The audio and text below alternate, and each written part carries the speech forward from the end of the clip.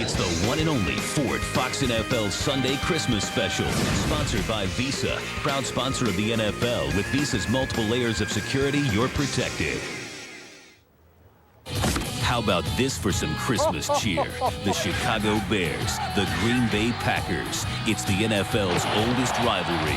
And today on the frozen tundra of Lambeau, Chicago turns to Rex Grossman to clinch the NFC North. But for Brett Favre and the Cheeseheads, thoughts of an upset are dancing in their heads. It's a very Merry Christmas because the NFL on Fox is next. Santa's work is done, but he's left a couple of his reindeer here in Green Bay, waiting to see the Chicago Bears meet their longtime rivals, the Green Bay Packers. The Bears have a lot to play for. The Packers looking to play the role of spoilers against the rivals they're meeting for the 170th time ever. It's a Christmas Day special, the Green Bay Packers and the Chicago Bears. Hello, everyone. Welcome to Green Bay. I'm Sam Rosen along with Bill Maas. Happy holidays, Merry Christmas, Happy Hanukkah, whatever you're celebrating. We hope it's a great one. Here in Green Bay, the Chicago Bears come in knowing that if they win, they'll go a long way to easing their road in the playoffs, Bill. You're right, Sam. The Chicago Bears have one thing in mind here today and one thing only, a win to get a bye and a home field playoff game. Talking to Brian Urlacher earlier this week, he said he doesn't remember the 13-3 season because they didn't win a playoff game.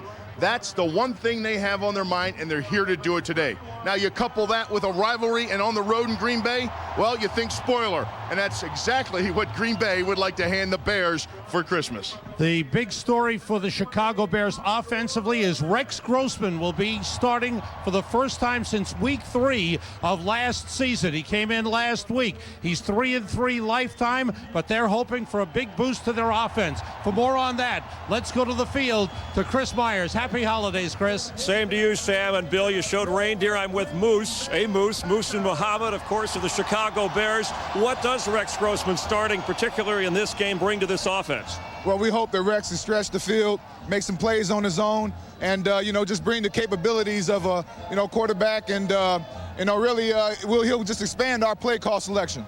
All right, well, happy holidays to you, Mr. Muhammad. Well, let me say hello to all my family back in Charlotte, North Carolina, also the Campbell family in Chicago and Detroit, and Phillips family. All right, go. We got a kickoff going. Merry Christmas, Sam, Bill.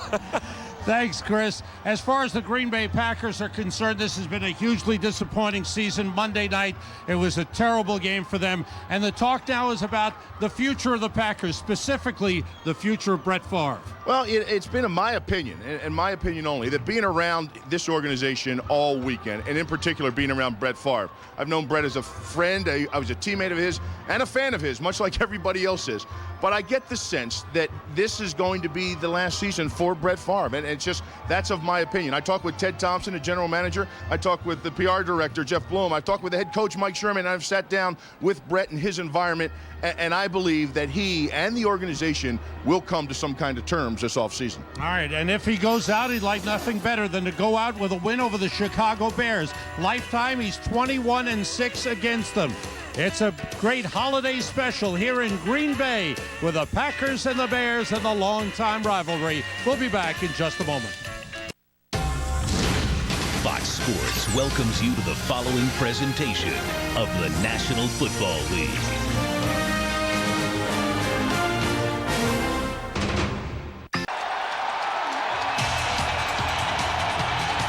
Welcome back to Green Bay. Beautiful renovated Lambeau Field.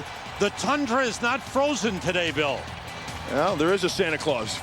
For us to be here on Christmas Day, Sam, in what isn't the North Pole, but in the NFL, the closest thing to the North Pole, and catch this kind of weather? Green Bay will receive the opening kickoff. As you look at their starting lineup, big problem has been at running back, more injuries. Tony Fisher gets the start today. We'll see a lot of the rookie Noah Herron as well. Antonio Chapman starts for Robert Ferguson, who's out injured.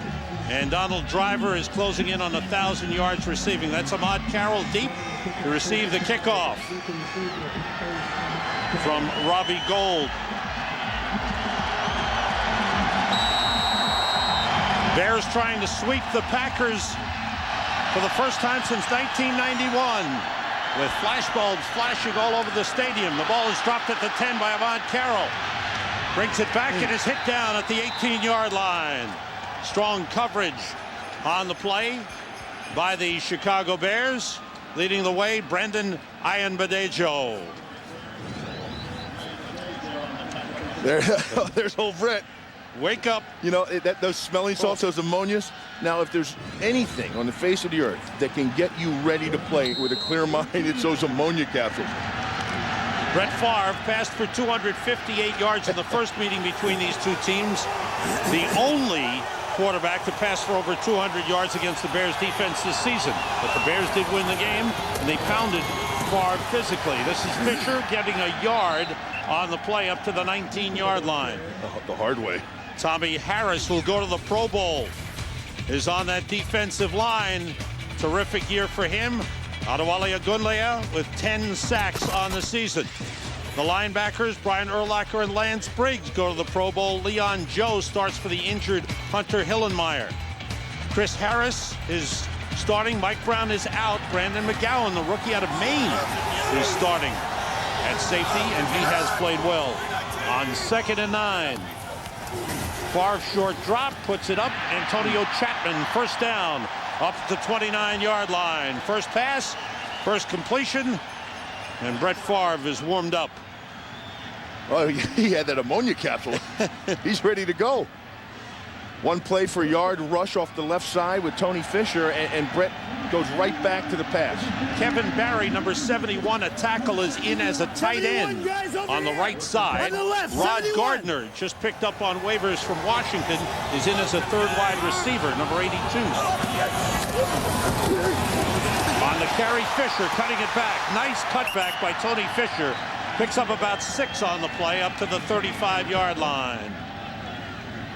Packers have gone through a ton of running backs this season, including their two best, Ahmad Green and Najee Davenport. Sam Congatto, who really stepped in, was having a great rookie season, is out for the remainder of the year. Was injured last week. William Henderson is in. He splits out far left side. Fisher in the backfield on 2nd and 4. Bears showing the blitz.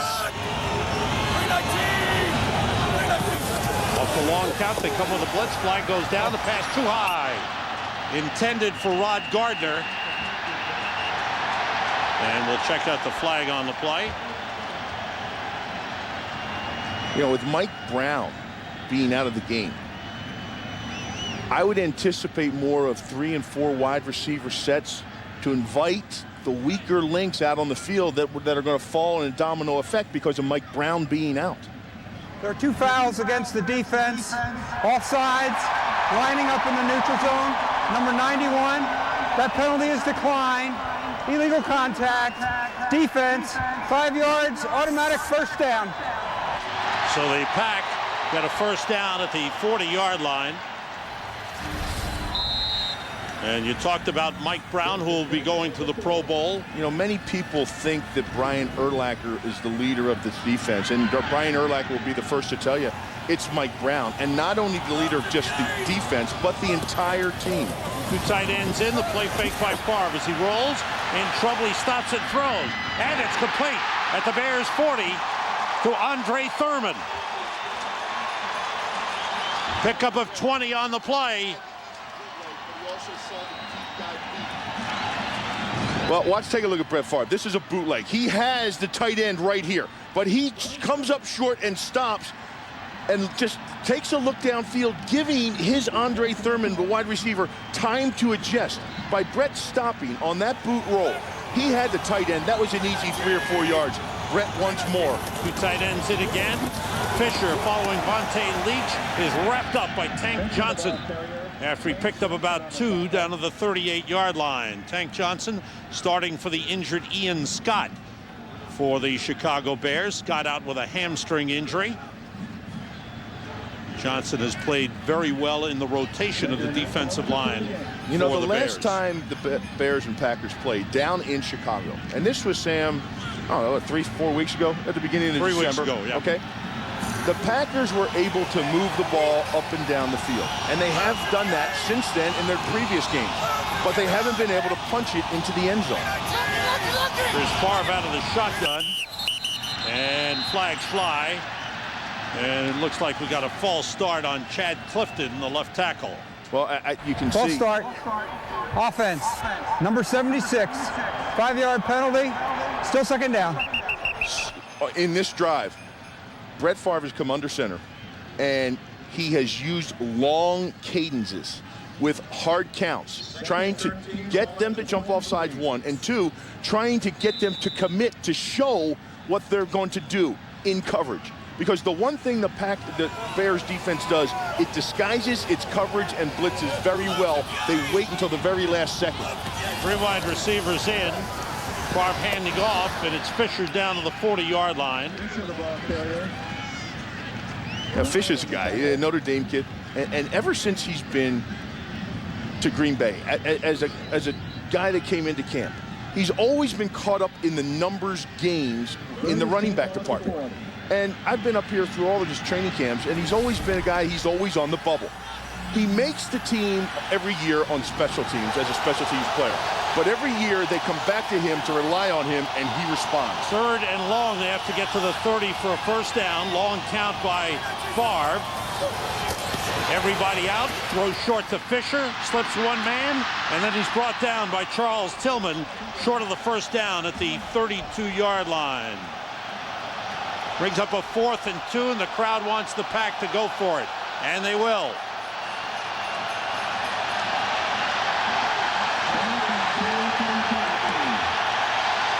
Two tight end situation in. With Bubba Franks being out, that's all they have is 2 tight ends. David Martin and Donald Lee. They can use Kevin Berry at tackle. They're 9 for 17 on 4th downs this season. They spread the offense. And Favre sends everybody out. Pass is tipped and caught, but short of the first down. It was tipped, I believe, by Tommy Harris.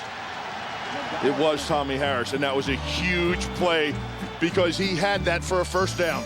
Bears take over on downs. Fox NFL Sunday is sponsored by Southwest Airlines, proud sponsor of the NFL and official airline of Super Bowl 40. I don't think our game plan is going to change. We're a running team. We run the ball well. And off that, we should have some good play actions. And we just need to convert more 3rd downs and stay on the field longer. And, score 17 to 21 points in there, and our defense should take care of things. The defense is the best in the league, so if they put up some points, that'll be the story. 7th career start for Rex Grossman. He's beaten the Packers here in Green Bay. And he puts it up on first down, and he goes deep for Bernard Berrien, overthrows him. Berrien, the speed man, was covered by the safety Mark Roman on the play. Offensive line, Olin Kreutz going to his 5th Pro Bowl. He is a mainstay of the offensive line, pulls it all together. Thomas Jones having a great year. He's closing in on 1,300 yards. Only Walter Payton has run for 1,300 yards in Bears history. You don't think they're trying to soften him up here a little bit, are you? Going deep on the first play of the game? Just to let him know, we've got it in the game plan. Thomas Jones up to the 34, picks up 2 on the play. Harris Lennon makes the tackle. Lennon starting for the injured Robert Thomas. Up front, the big tackles inside are Colin Cole and Grady Jackson. Aaron Campman leads with 6.5 sacks. Kabir Bajrabiamila with 5. Nick Barnett, the leading tackler, closing in on a single-season team record. Nick Collins has had a good year at free safety. Oh, they love him. And Al Harris is a Pro Bowl alternate at cornerback. On 3rd down, Grossman being pressured, throws, caught by Berrien. In Packers territory, out of bounds at the 45-yard line. And that's what they want. keep the team on the field, make first downs, and that was a good 21-yard pickup. Well, last time they played the Green Bay Packers, the Bears were 0 for 9 on third down conversions. Bernard Berrien is a speed guy, and he's been put in this offense to get separation, to get downfield, to spread the defense deep.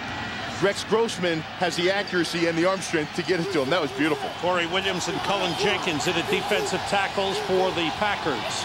Brian Johnson, the fullback, shifts. Jones carries straight ahead and gets down to the 40-yard line.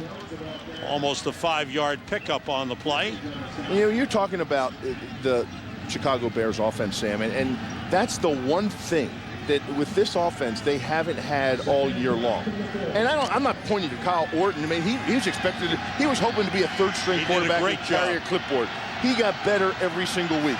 But the passing game to stretch the defense, to keep you out of 8-man defensive fronts, just wasn't there. Short drop, Grossman throws, caught by Justin Gage. First down at the Packers 33. Nick Collins made the stop on the long, rangy Justin Gage, 6'4", 212. I remember watching him play basketball at the University of Missouri. Hey, this guy is a body possession type guy. He's got that long, lean body. And what he does, he's not blazing speed, but he has good enough speed.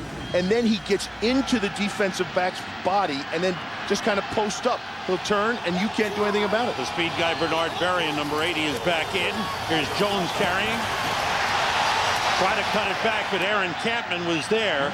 Turns into a 2-yard gain. Campman with a good play. Campman has had a real good season for the Packers. He is just Mr. Reliable. Number 74, Aaron Campman. This is staying home. This is his gap. That's his responsibility. Slide, slide, slide. He keeps Thomas Jones in check. Doesn't let him get out the back door behind him. Follows him and wraps up and makes the tackle. Heck of a play. Jason McKee in at fullback for the Bears. On 2nd and 8. Grossman gets time and he throws. Complete to Muhsin Muhammad. Down to the 10-yard line. No one is happier to have Rex Grossman in at quarterback than Muhsin Muhammad. Wow. 20-yard pickup. Look at this. Press coverage, and he doesn't get his hands on him at the line.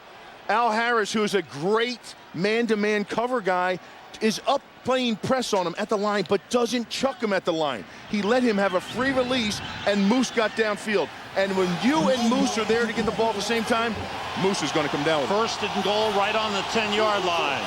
Muhammad motions off the play fake. Grossman waits and completes to Muhsin Muhammad at the 6.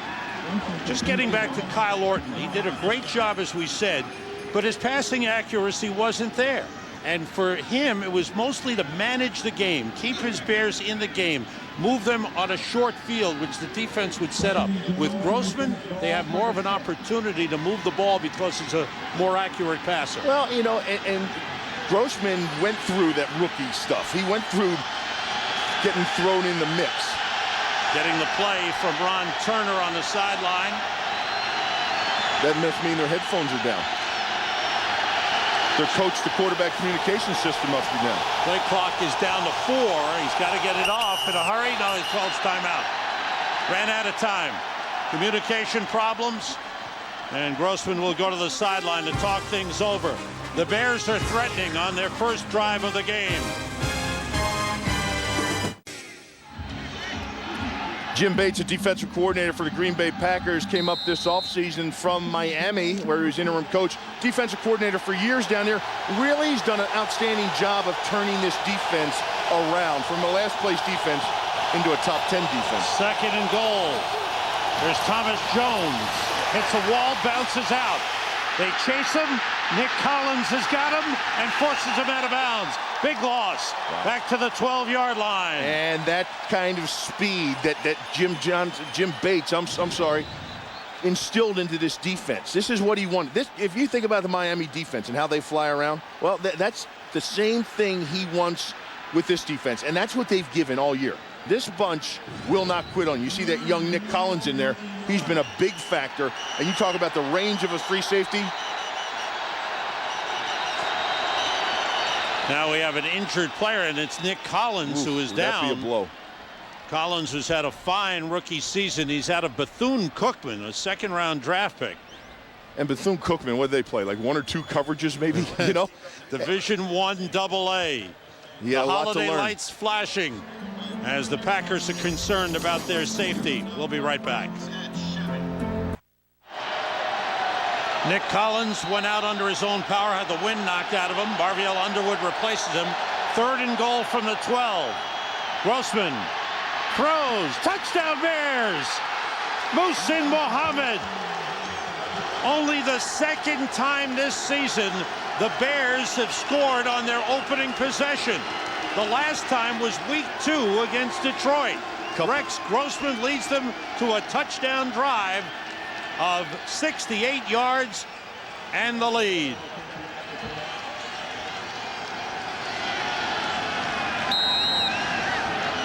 It's exactly what they wanted, Bill, from Rex Grossman. A big boost to the offense. Marviel Underwood was the guy that was in for Nick Collins. Grossman leads them. Muhammad beating Marviel Underwood, who had replaced the injured Nick Collins. The Bears take the early lead on the Pack. Fox NFL Sunday is sponsored by Chrysler. Inspiration comes standard. By Samsung, the official HD TV of the NFL. By Underworld, Evolution. In theaters January 2006. And by the Taco Bell Big Bell Value Menu. To get full-on value, think outside the bun. Here's Marviel Underwood. He's going to be right over here. This is Al Harris, and here's Muhsin Muhammad. He's in the slot. Normally not in the slot. He has to have some help on that from Al Harris. They got the matchup. Nick Collins came out with the injury. Marviel Underwood matched up against Moose. Marviel's only 5'9". Robbie Gould kicking off. Avant Carroll from the 7. Takes it outside. Took a hard hit from Israel Adonijah. Flag down. That knocked him down. There's a late flag that we'll check out. On that Bears drive, Rex Grossman hit his last 5 passes in a row. Boy, After missing that long bomb. Illegal block during the return. Number 57. 10-yard penalty. First down. John Leake, recently acquired linebacker. Rex Grossman, early story for the Bears. He's accurate, and the Bears score. Being hunted down by Brown, and he brings him down. Listen to this crowd. They love it here in Chicago. Next week is the final week of the regular season. A lot of games with playoff implications, including Carolina and Atlanta. That's where Bill and I will be. The Bears will be in Minnesota. The Vikings, who play later tonight, hoping to stay alive in the wild card race. They need a win. You know, Sam, Christmas with you is one thing. Yes. New Year's Eve with you, now that's another. Bill, we had a great time on the Millennium. We were here in Green Bay. Oh, I do remember. Tony Fisher and Vontae Leach in the backfield. 2 tight ends, David Martin and Donald Lee. The play fake by Favre.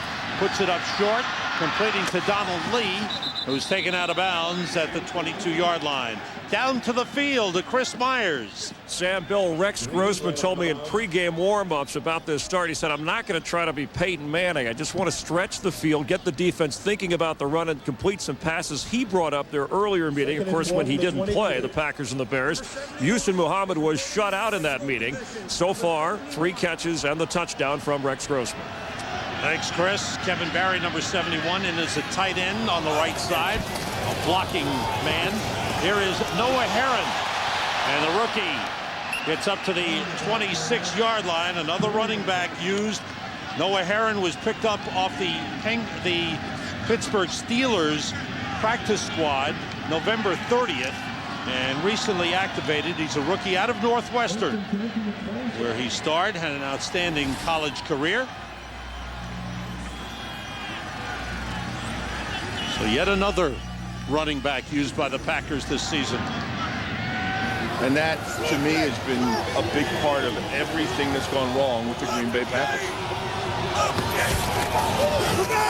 It's Herron, and he got maybe a yard on the play on the first down carry. You know, the talk about Brett Favre, and I know the guys were talking about it in the studio.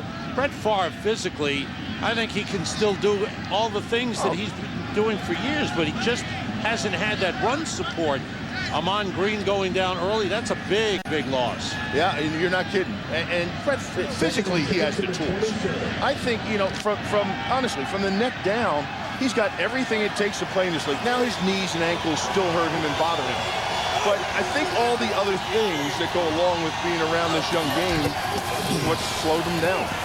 Favre throws outside of Chapman, and he is knocked out of bounds up at the 33, 34-yard line. Favre has hit his first 6 passes in the game.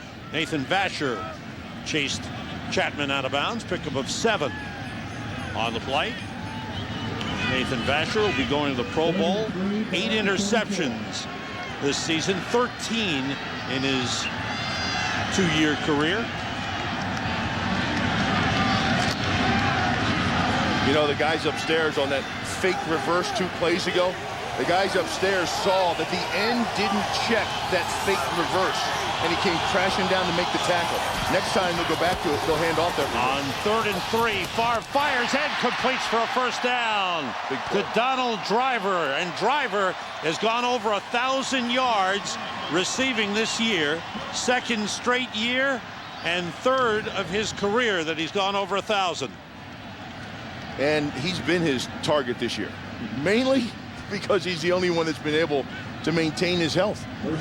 Robert Ferguson has been hurt all year. You lost Javon Walker. And now Brett's out there, and every time he looks, there's a different young receiver in there that he's not used to working with. And he talked about that to us in Friday's meeting. And around to Antonio Chapman. Turns the corner. Hit hard, but he's got a first down in Bears territory at the 44-yard line. Chris Harris, the rookie free safety, came up with a hard hit. And that is Alex Brown, who's on one knee. Well, what happened last time was Alex Smith came crashing down and made the tackle on the fake reverse. Well, this time, the coaches saw it. They said, run it again because he's going to come crashing down. See him down inside? You have to respect that reverse action. Favre, short drop, throws, and this is incomplete. His first incompletion of the game, intended for Rod Gardner. That is Alex Brown, who was shaken up on the previous play. Well, because he had to haul some serious butt to get back downfield. He was running back downfield to try to get out of there and threw his body downfield at the ball carrier. Sam, it was anytime you run that where you're looking upstairs, the coaches upstairs want to see how the defensive end is playing certain things. And once they see how you're playing it, they'll come back and hit you with it. He's replaced by Israel Adonijah, number 71. On 2nd and 10. Favre now 7 for 8. Blitz coming. It's picked up. Favre throws, completes to Driver at the 33. Now it's ruled incomplete. Incomplete. Or did he point to the ground, Sam? And the pass is ruled incomplete. Ooh. I thought he had it and made a move. I thought he had possession of it too and turned with his body upfield, pulls it in, made a move. That's a fumble. That's a fumble. Yeah, that is a fumble because the receiver, once you come down, and I believe he had his second foot down as well to make a motion or movement upfield. I believe it's a fumble. 3rd and 10. Once again, the Bears showing blitz. And here they come. Favre in trouble, gets rid of it, and completes it to Driver at the 32-yard line. And that's a first down. Boy, Favre fired up, talking to his center, Mike Flanagan. Because of the blitz pickup. Flanny's the one that pointed out the blitz. Now watch Fisher step up and pick up the safety blitz. That buys time. Brett doesn't have an open receiver and slides up in the pocket to buy even more time. That's what's got him fired up right now. When the guys are doing the little things that haven't been falling the way of the Packers this year. Kevin Barry in at tight end to the right side. 2 tight ends. Quick outside, flags fly, it's incomplete. And we'll check out the flag. It's been a good drive for the Packers. Offsides. Defense. Number 93, lining up in the neutral zone. 5-yard penalty. First down. On Wally Agunlia. Lovie Smith, who's done a great job. In my opinion, Bill, I know there have been some great coaching jobs. Marvin Lewis in Cincinnati, great job. Mike Holmgren in Seattle. I think this man's the coach of the year. Well, that's a good choice. You know, he's got a rookie quarterback for 14 games, held them together. The team was 1-3. They were on shaky ground. He pulled them together, and this team has done a great job. 1st and 5. Kevin Barry in at tight end again for Green Bay. Noah Herron carrying inside the 25 to the 23. You bring up a great point with Lovie Smith, and if he is the coach of the year, then the defense for Chicago Bears has to be player of the year. Without a doubt. You know? Yeah. Because what they have done and the points allowed has just been, they're going for a record here in the NFL for points allowed in a season. Right. And they give up none in the first quarter as we come to the end of the first quarter. On a great holiday. We hope you're enjoying your Christmas, your Hanukkah, wherever you are. Stay with us. More football coming up. Just hear those sleigh bells jingling, ring, ting, tingling too. Come on, it's lovely weather for a sleigh ride together with you. Outside the snow is falling and friends are calling you. Come on, it's lovely weather for a sleigh ride together with you. Sleigh ride together with you. You're watching the NFL on Fox. All the lights are coming on now. How I wish that it would snow now. I would feel like Happy holidays to all of you from all of us at Fox Sports. Family Guy. Viewer discretion advised, I guess so. Here's the 11th play of the drive. And Herron breaks a couple of tackles, fights his way for a first down at the Bears' 18-yard line. This drive started on the 16 of the Packers, and Noah Herron getting a chance to carry the ball, picked up 5 on the play.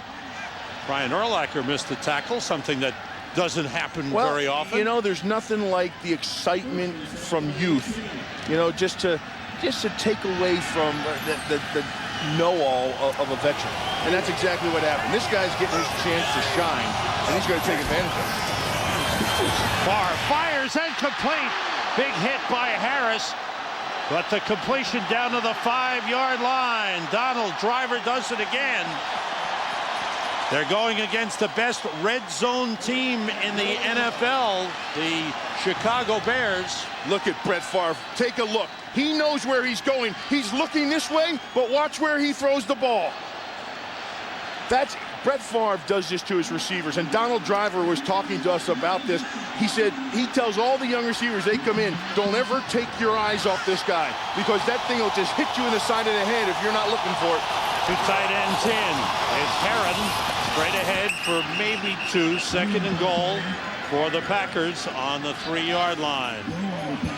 Brett Favre, who had just a nightmare of a game Monday night in Baltimore, where he went 14 for 29, threw 2 interceptions, and eventually was replaced by the rookie Aaron Rodgers.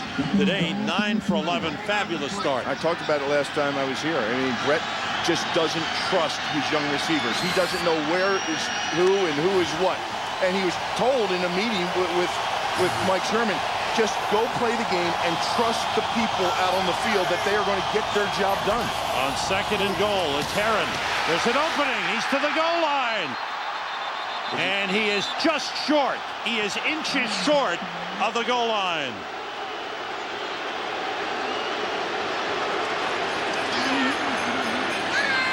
I think he had a knee down, Sam, and a defensive player touching him before that ball crossed the plane. Take a look. Knee down, see, before the ball crossed the plane. And if there wasn't a defensive player touching him, that would have been a touchdown. But the fact of the matter is that right there, Nick Collins wrapping up and his knee down, he's at 1. I'm sorry, that was Brandon McGowan.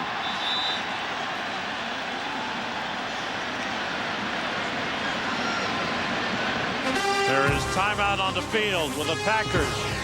There may be a challenge on the spot. We'll be right back. Fox NFL Sunday is sponsored by Saturn. By Visa, proud sponsor of the NFL. With Visa's multiple layers of security, you're protected. By American Pie Band Camp on DVD December 26th. And by Boneless Wings, only at KFC's new flavor station. They're good. A questionable challenge, in my opinion, Bill. Well, I don't know why you would challenge. You have a close game. It's on the half-inch line, and you're taking away from the momentum your team has had going right now. They're going to lose this challenge, and they're going to lose a timeout. And we gave them 2 good replays. The ruling on the field stands. Green Bay is charged with a timeout. Yeah, the knee was down and before the ball crossed the plane of the goal line. And we gave 2 good replays of it before the flag was thrown as a challenge. Brandon McGowan wraps up here. Here's the best one. When the knee is down and he's on him and the ball's not across the plane, that's it right there. And I think Tonk showed it very quickly after the play. You would think people upstairs in the booth who might be advising Mike Sherman would have told him that. But here is 3rd and inches as the Packers try to punch it in. Kevin Barry is in as a tight end, number 71. Heron and Leach in the backfield. The play fake. Favre throws. It's a touchdown. Mark Tauscher was eligible. Tackle eligible, and Brett Favre. Is he really doing the Lambeau leap? That's it. He had a tough time getting up there. He had to go to the small wall, Sam. He wouldn't attempt the big wall. 315 pounds. There's no way you'd be able to pull him up to the big wall. God love him. He ran up the ramp in the backside behind the goalpost to where the wall is shorter. 20th touchdown pass of the season thrown for Brett Favre. That's the 12th consecutive season. Now, hold on here. There's a flag on the play. Say it isn't so. You're not going to give me holding on that. The celebration is canceled. Holding against the Packers. Where was the flag? Where was the flag?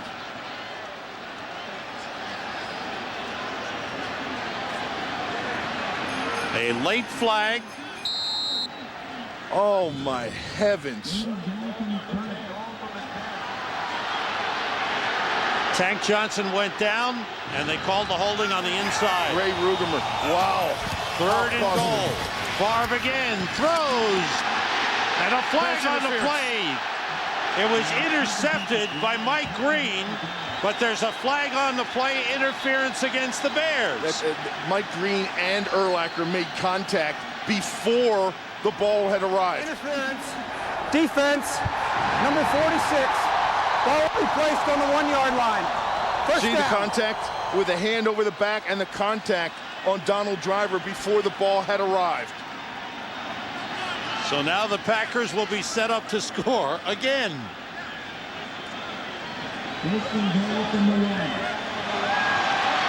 First and goal, Packers at the 1-yard line. Quite a turnaround. What appeared to be a Packers touchdown was called back. What could have been a Bears interception was called back. Tauscher is eligible again. The tackle. This time it's Heron to the goal line. They pounded it in. He's across. Touchdown. His first NFL touchdown.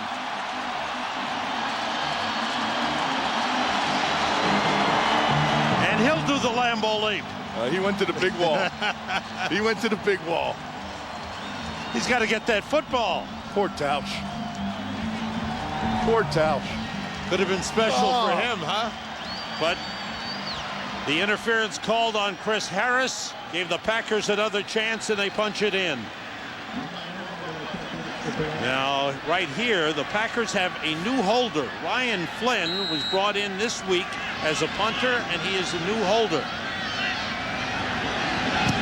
And the kick is good by Ryan Longwell. Shakes hands with his holder, Noah Heron out of Northwestern in Chicago. Scores his first NFL touchdown. 84-yard drive for the Packers ends with a score. Packers with an 84-yard drive against the #1 defensive team in the NFL. Great job, finished off the 1-yard run by Noah Herron, his first NFL score. Ryan Longwell kicks off with Jerry Azuma nursing a bad hit. Rasheed Davis on the return. Tripped up and gets up to the 33 before he is shoved back. Todd Franz, number 43, John Leake, number 57, were there. The beautiful Christmas lights as we step out for a moment. Fox NFL Sunday is sponsored by Miller. There's good enough and there's better than it has to be. Miller, good call. If you're just joining us, we welcome you to Lambeau Field, where the Chicago Bears, on their first possession, drove in 68 yards. Rex Grossman hitting Muhsin Muhammad, and then a 15-play, 84-yard drive for the Packers. Tied the game. Sam Rosen, Bill Maas, Chris Myers at Lambeau. Hope you're having a wonderful holiday. As the Bears' second possession of the game. And it's Thomas Jones taking it up to the 39-yard line. He picked up 6 on the play. Thomas Jones closing in on 1,300 yards rushing this season. He missed the game. He's had an outstanding year. The first-round draft pick, Cedric Benson, remains out, but the Bears expect him to be ready to play next week. And the Bears are in Minnesota, final regular season game. Grossman with time.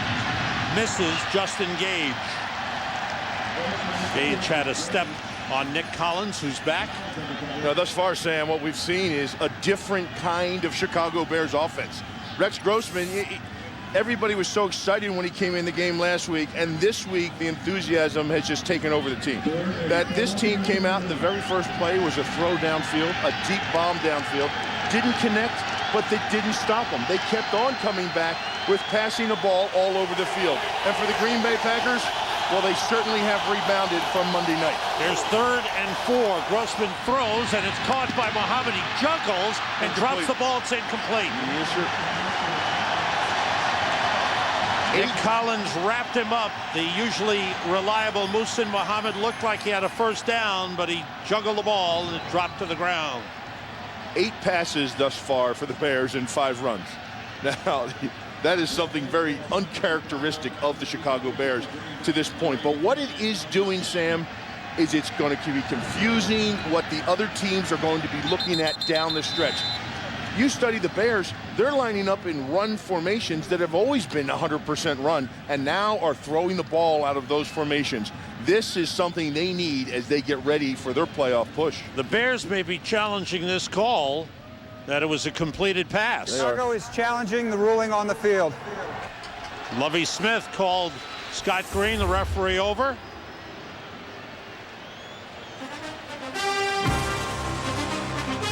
There's the pass. Muhsin Muhammad with a catch. Did it come loose, and is it incomplete? Yes, it is. Referee Scott Green has checked it out. Here's his decision. After reviewing the play, the ruling on the field stands. 4th down. Chicago is charged for 2nd timeout. What the Bears felt was that he caught it, then fumbled it, and recovered his own fumble. Well, no, they thought he was possessed right there, which the ball is out. And what happens is when you go to that video booth, you have to show visual conclusive evidence that it was whatever it is they're looking for. I don't think you could get it with all those angles if he can maintain possession of the ball. Brad Maynard punts, line drive. Antonio Chapman comes over, takes it on the 27, looking for some room. There's not much there, as he is covered on the play. John Gilmore, the tight end, was down there along with Todd Johnson. For the Bears, the #1 defense in the NFL, 5 members of the defense named to the Pro Bowl, led by Brian Urlacher, his 5th Pro Bowl. Then first-time selections: Lance Briggs, the linebacker; Tommy Harris, defensive tackle; Mike Brown, safety; and cornerback Nathan Vasher. Olin Kreutz made it on the offensive side. Certainly a validation of the great Bears defense. Packers' third possession. Look at that. Herron breaking a tackle, gets up to the 37-yard line. Chris Harris on makes first the down. stop. First of all, let me back up. That was a great defensive stand by the Green Bay Packers. That was a great job of getting off the field and getting the ball back without a score. And then they come back out on first down. They line up in 2 tight ends and run downhill with backs that are their 8th back of the season for 8 yards on the carry. Kevin Barry, number 71, is in as the tight end on the left side, and it's Herron again. This time he slipped, goes down. There's a flag on the play. A couple of flags now.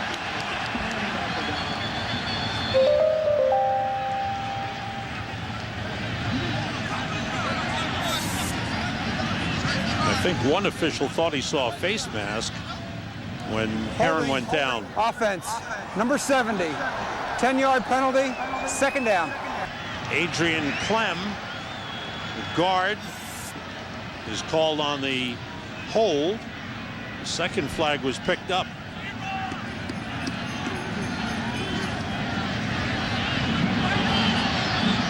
Mike Sherman, we talk about the future of the Packers.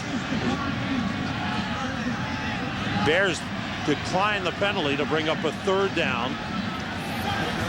Get a wine, Scott. Certainly Mike Sherman's future is up in the air. And that'll be something that has to be determined in the offseason. Andre Thurman is in as a third wide receiver. 3rd and 6. Favre out of the shotgun, gets time, dumps it off, and good effort on the play. That's a first down. Outstanding effort. Urlacher makes the stop, but it's a first down. David Martin, the tight end, and he's shaken up on the play. Well, they certainly don't need another injured player at a specialty position. That's David Martin, the tight end. But Brett Favre buys the time on this play. Take a look. It's a 4-man rush. They're going to drop back into zone. Okay? Here it's closing in around him. But watch how he buys time by stepping up in the pocket to get David Martin to shake. Lance Briggs had a shot at him right there. Martin broke the tackle. Favre is 10 for 12 for 95 yards. Little hot, huh? He's got the hot hand. And that's exactly why I believe Lovie Smith didn't move them back on that penalty. I think he was just saying, you know what, I like this situation better to get off the field. If I force him into a definite passing situation, Brett Favre has the hot hand. But that was just a little check down pass. They threw it out. That play should have been stopped, according to Lovie's train of thought. But Lance Briggs was there. David Martin comes off the field, little shaky, little wobbly. Earlier this week, Bubba Franks was put on injured reserve. So they have 2 tight ends in Donald Lee and David Martin. Now Martin shaken up.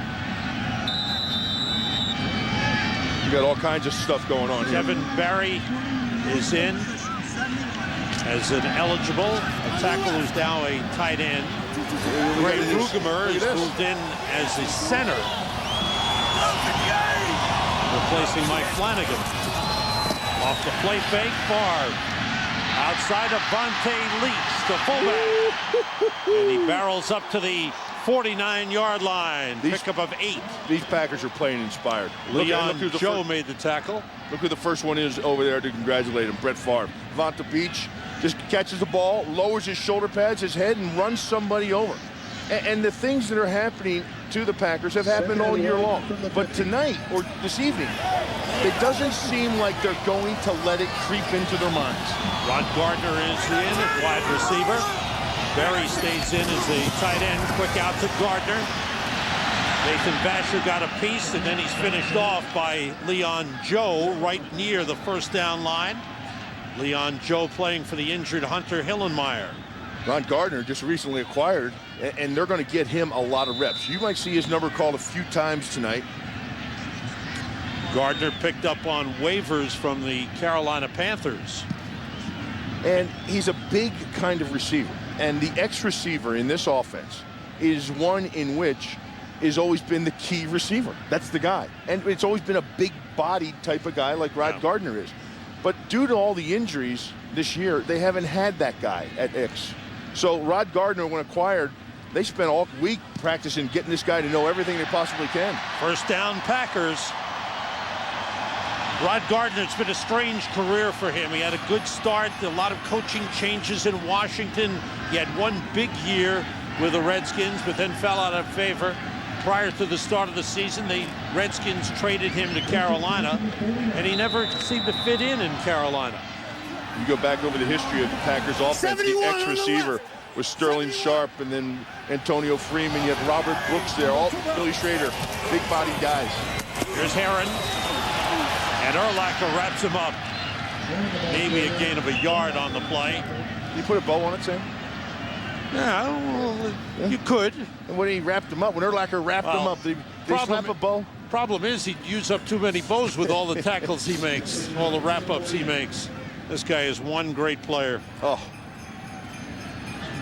Let's go down to the field with Chris Myers. Chris. Sam, the latest on David Martin, the tight end who went off with a head injury. He is questionable, unlikely to return. And Mike Flanagan, you mentioned, he took a shot once he was down. Sports hernia for Mike Flanagan, too. He is doubtful in his return. More injuries for the Packers. Flag on the play. Favre throws, and it's incomplete. Pass was dropped by Donald Lee. Sports hernia, that's been the injury of the year, if you will. If you think about Donovan McNabb and all the players that have had it, and I don't know what the difference is between a sports hernia and a hernia, unless it just happened playing sports. But it is what it is, and I imagine it's pretty doggone painful. And right now, a little headache for illegal David shift, Martin. Offense, two men moving at the same time. That penalty is declined. Third down. 3rd and 9 for the Packers. I think in the old days they used to call those things pulled groins. Now they're sports hernias. Mike Green, number 43, in as a 5th defensive back for the Bears.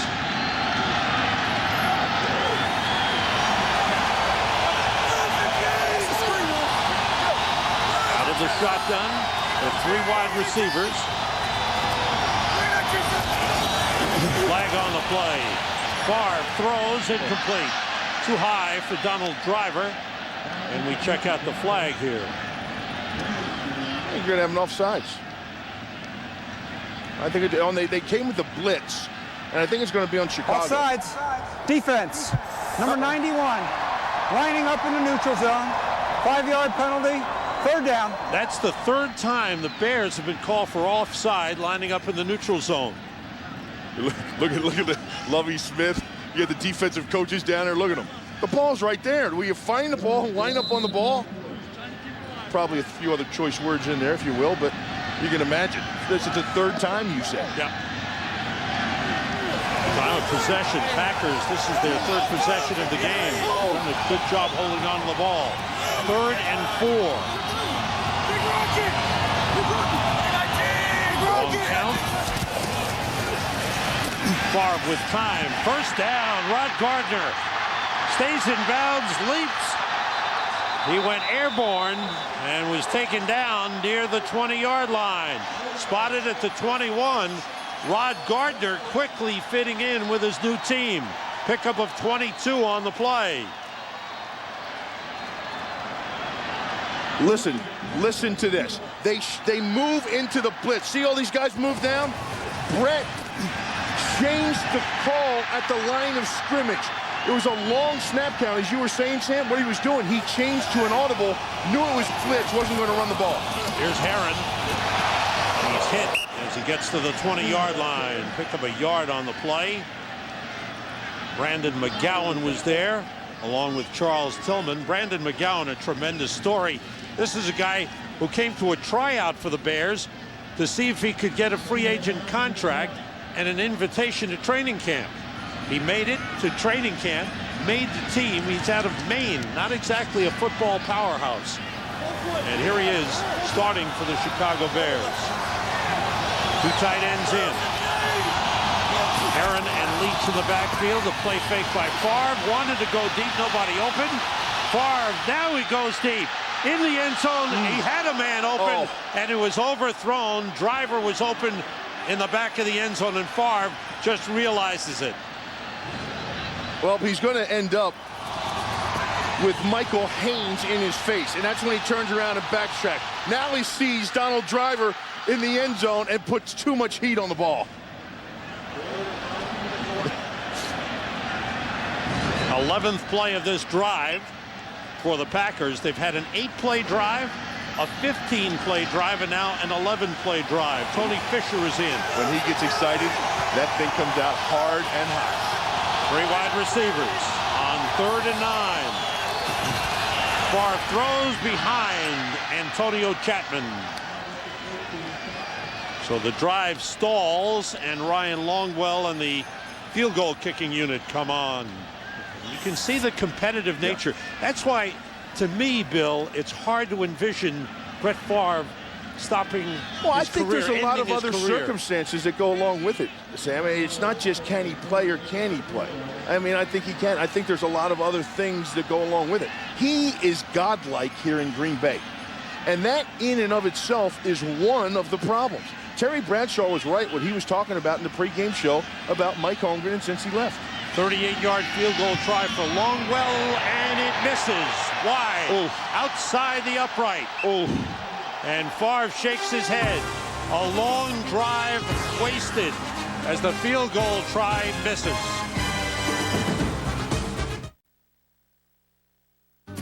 May I speak for everybody when I say,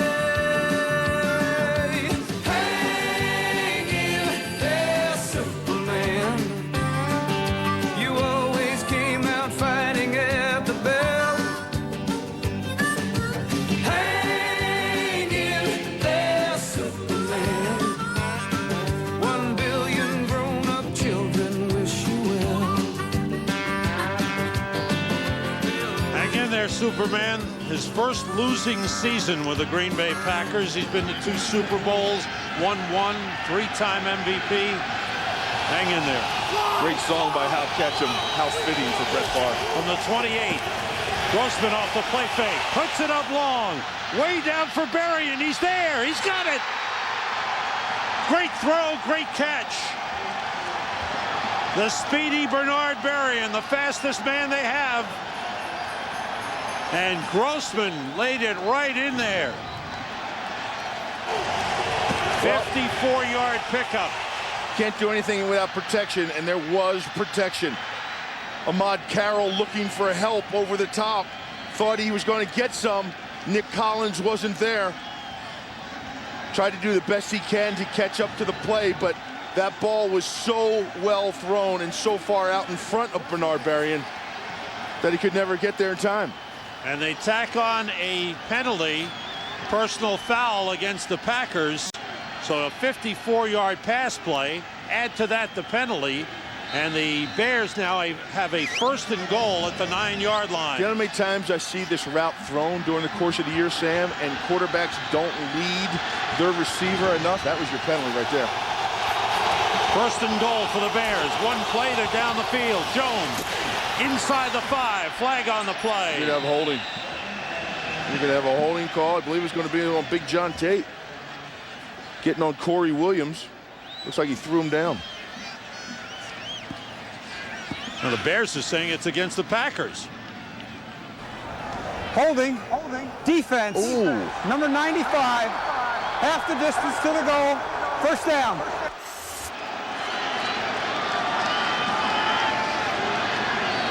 Well, they don't have a 95 because 95 is inactive. That's Donnell Washington. That So was maybe 99. it's 90. 99, Corey Williams, Yeah? I believe. Yeah, I believe it was right in here. See that right there? See the hold? He's holding and holding and holding. See him right there? 99, That's it. Corey Williams. You're right. Yeah. So one of what I those saw. penalties you don't often see, and now it's first and goal inside the 2. 3 tight ends in for the Bears.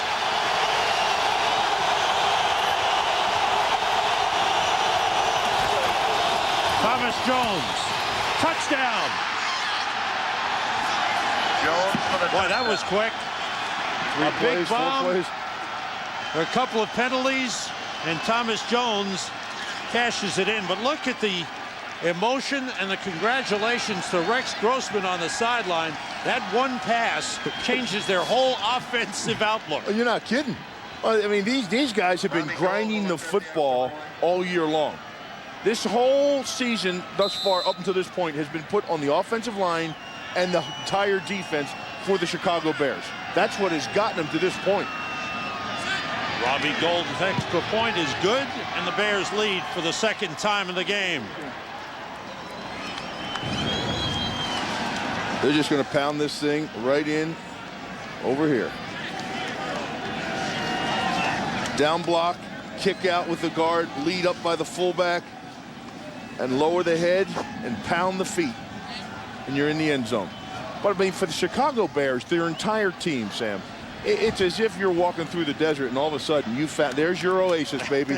There it is. There's some water, there's a palm tree. You're doing fine now. There's a question whether Grossman would return from the broken ankle. He had surgery. They didn't know if he'd make it back this season, but he's come back. He says he feels great. He has his mobility, puts in a little extra tape on the ankle, but it's been quite a return for Rex Grossman last week when he finished up the game, and then this week. Don't forget, right here on Fox, we have one of the great college football bowl classics. It's the 70th AT&T Cotton Bowl Classic, January 2nd, 11 a.m. Eastern, 8 Pacific, here on Fox. It's Texas Tech and Alabama, two top 20 teams, both 9-2 during the regular season. It'll be a good one. How about Rex Grossman's numbers thus far in the game? Really good. Gold's kickoff, returned by Ahmad Carroll. Offsides on the kickoff, I believe. Carroll is pushed out of bounds at the 30, and the flag is up at the 40-yard line. Two flags on either side, so we will check it out. Grossman, 6 of 9, 119 yards, and a touchdown already. That's great. wait. The Chicago Bears, they must be in shock. But a happy shock. Yeah. Scott Green, what about those flags? On the sideline, that's Wade Wilson. And there is Rex Grossman. Man who doesn't have that much playing experience. He played 3 games in his first year, 3 games last season, and then was injured this year in the preseason on August the 12th. Last year, tore up his knee in a game in Minnesota the 3rd week of the NFL regular season. But he's been around these same players long enough that they view him as their leader, even while he was injured. Receiving team, number 25, penalty is declined, first down. You know, and to maintain leadership over a team when you are injured and the team has another quarterback and the team has 10 wins, you got to be doggone special to have that. And that's exactly what he is to this team, special. Packers start from their 29-yard line with 2 tight ends. One of them is a tackle, Kevin Berry.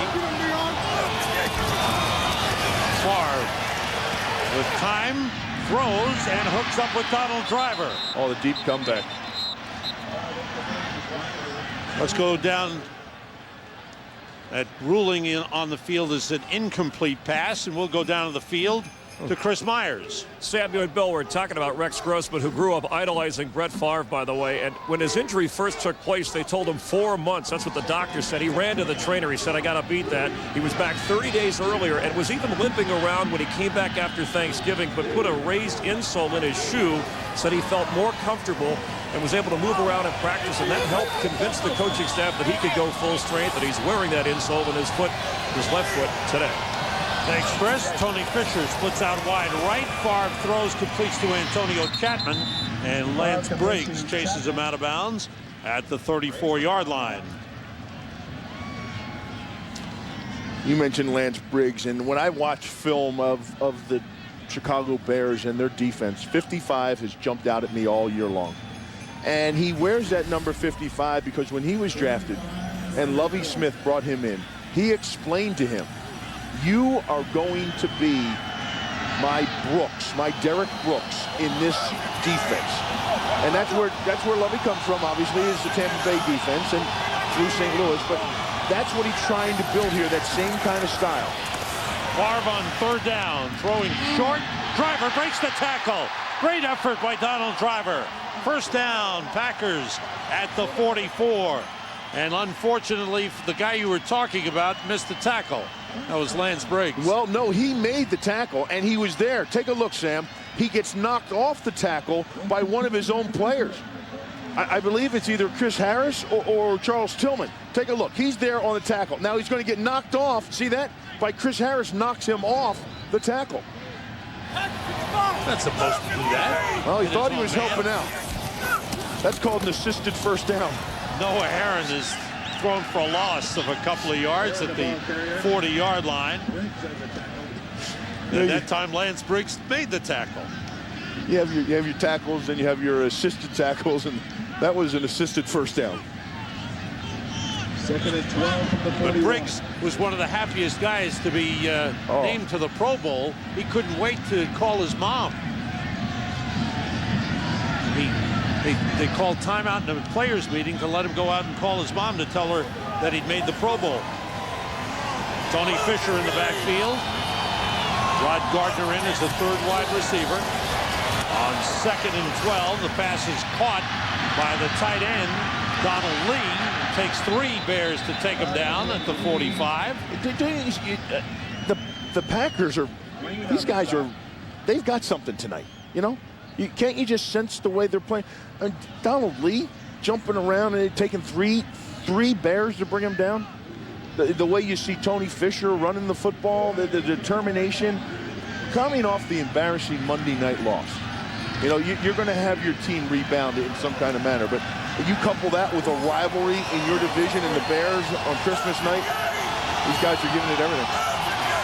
In a packed stadium here at Lambeau on third and long, 3 wide receivers in. Favre being rushed. Looking to go back across the field, and it's caught by Chapman. And now it's ruled incomplete. The official from down the field comes over and waves it off. The field judge made the call and said it was incomplete. Let's see. Let's take a look. Antonio Chapman's over the sidelines begging him to challenge this.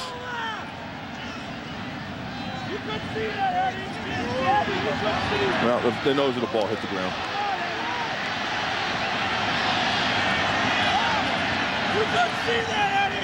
Tough to see on that last angle. Boy, Chapman with a good effort here. See the nose of the ball come through underneath there? It's a heck of an effort, let me tell you that. It was a heck of an effort. You're not... Now the whistle stops play, and are we going to get another challenge? Yes, the challenge flag has been thrown out. And Antonio Chapman is over there right beside his coach. He's over there. See, he's got his helmet off. There's Antonio Chapman saying, I caught that ball. I caught the ball. He may have. He may have. But the ruling on the field is eventually what is going to stand. Because there's not going to be... Green Bay is challenging the ruling on the field. As you mentioned earlier, you've got to have conclusive evidence to overturn the ruling on the field. Well, you're not going to get it from that angle. He comes up with it fine, but you'd see what happened underneath. As the same goes for this angle here. You can't tell right there if it hit the ground or not. And he very well may have caught it in his mind. Because when you're a player out there and you're doing it right there, he's saying, I got it. But you're going at live speed and you can't feel it. You really can't feel everything that's happening. You're concentrating on the ball, your hands are trying to get underneath it, you're hitting the turf and you're rolling. You can't see everything. He may believe he has it. And he talked his coach into a challenge. And you know, that's the one thing as a coach you should never do. And remember this. This is their second challenge. They're going to be out of challenges. Now, what would it be like Christmas Day in Lambeau in Green Bay, Wisconsin without a little snow falling? And here it comes. So we've had a little snow come in. Well, I guess the temperatures aren't that bad. I know where we'll be tonight, Sam. Snowed in Green Bay. There you go. I know director Rich Russo was praying for that. He always says snow makes the greatest pictures. Yeah, it will. And you know what? I don't think you can play a game up here this time of year in Lambeau Field without there being snow. I remember as a kid watching Monday Night Football. You know, watching it snow in Green Bay. That was like, you couldn't turn that one off.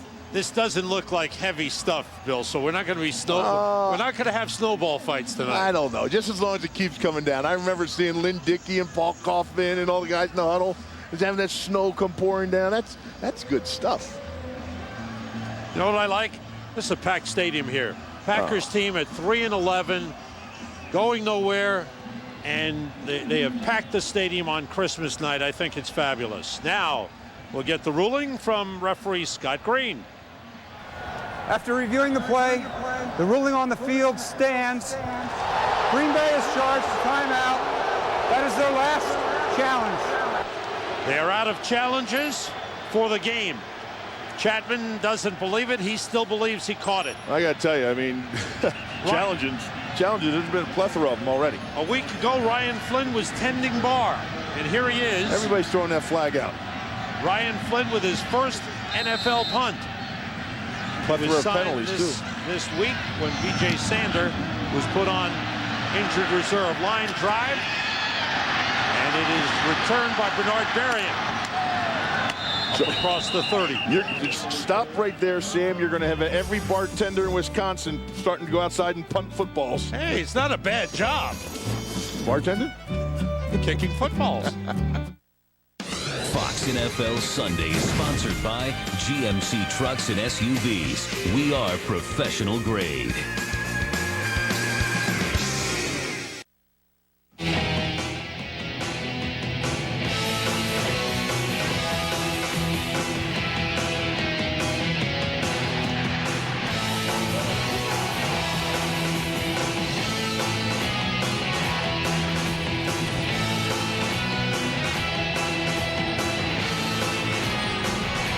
Holiday in Green Bay. Glad you're with us. Merry Christmas. Happy Hanukkah. Bears from the 31-yard line. Grossman with time, and he goes deep again for Muhsin Muhammad. Incomplete. Sam, that was one of the finest plays I've seen by a linebacker taken down the middle of the field. On his play on the ball, that was Paris Lennon, I believe, number 53, who's in there. And for linebackers to carry a wide receiver in the slot down the field, 53 is going to be right here. Here's Muhsin Muhammad. Watch him skate out on him and take him down the seams. Now watch the play on the ball. He sees him stop the receiver Moose to come up for the ball, and he takes his arm and swats. That is perfect technique. Patrick Dendy is in for Green Bay as the fifth defensive back. Berrien in motion. Jones was hit and gets back to the line of scrimmage. No gain. It's a big series for the Packers defense. Big series for the Packers defense here. They've got to get the ball back, and they can't allow another score before the half with only a touchdown. And one area for the Green Bay Packers that hasn't been great for them this year is just rushing the quarterback with their front four, getting pressure on the quarterback. Rex Grossman has had a lot of time sitting in the pocket this evening. Grossman 6 for 10. Kenny Peterson is in at defensive end for Green Bay. 3 wide receivers. And they go draw play with Jones. Turns it into a big gain and is down inside the 45. There was a beautiful play called.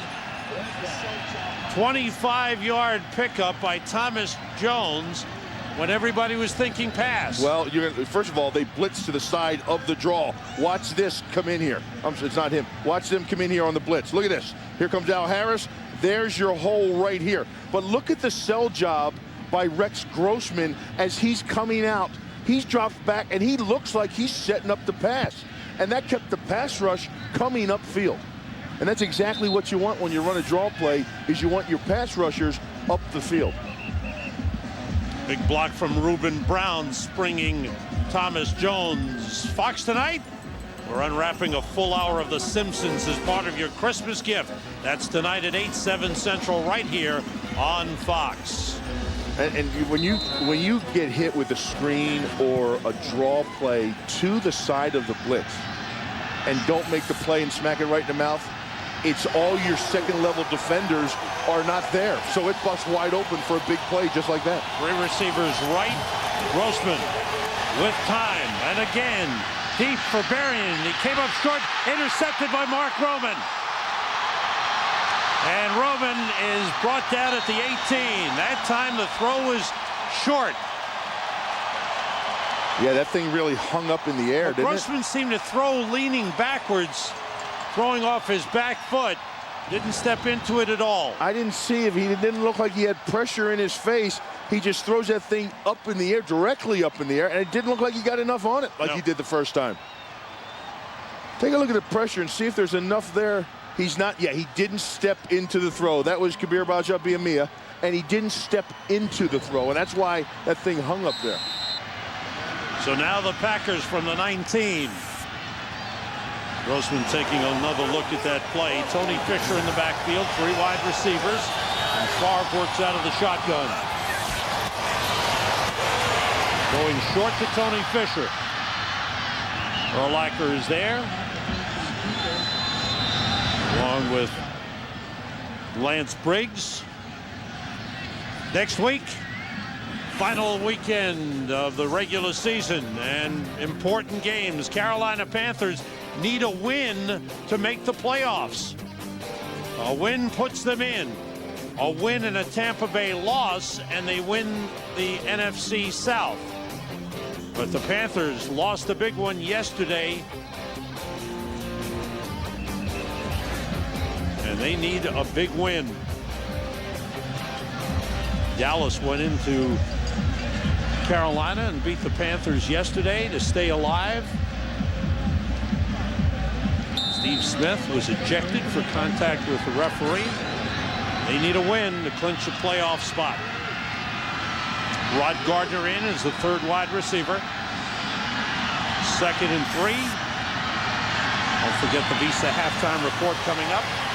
Favre fires, and Tillman picked it off. It is an interception. Charles Tillman with a beautiful interception. He was touched down on the play. The Bears have the ball back. Well, the cover 2 defense has a few windows in it. And the one window is between the safety and the corner. And Charles Tillman carries Antonio Chapman up the field a little bit further than normal. So that window is tighter between he and the safety over the top.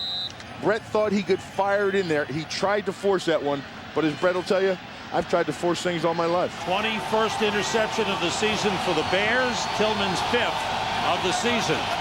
And the 25th interception thrown by Brett Favre this year. The dump off by Grossman, that was almost picked off by Kenny Peterson, the defensive end. He batted it down, didn't he? You should say he used 2 hands there, Kenny. You know, that lineman's dream thing, you need to pull that in. Don't forget the Visa halftime report coming up. Best thing about going back to the studio, we'll hear some more Christmas carols. What a great chorus they had in there.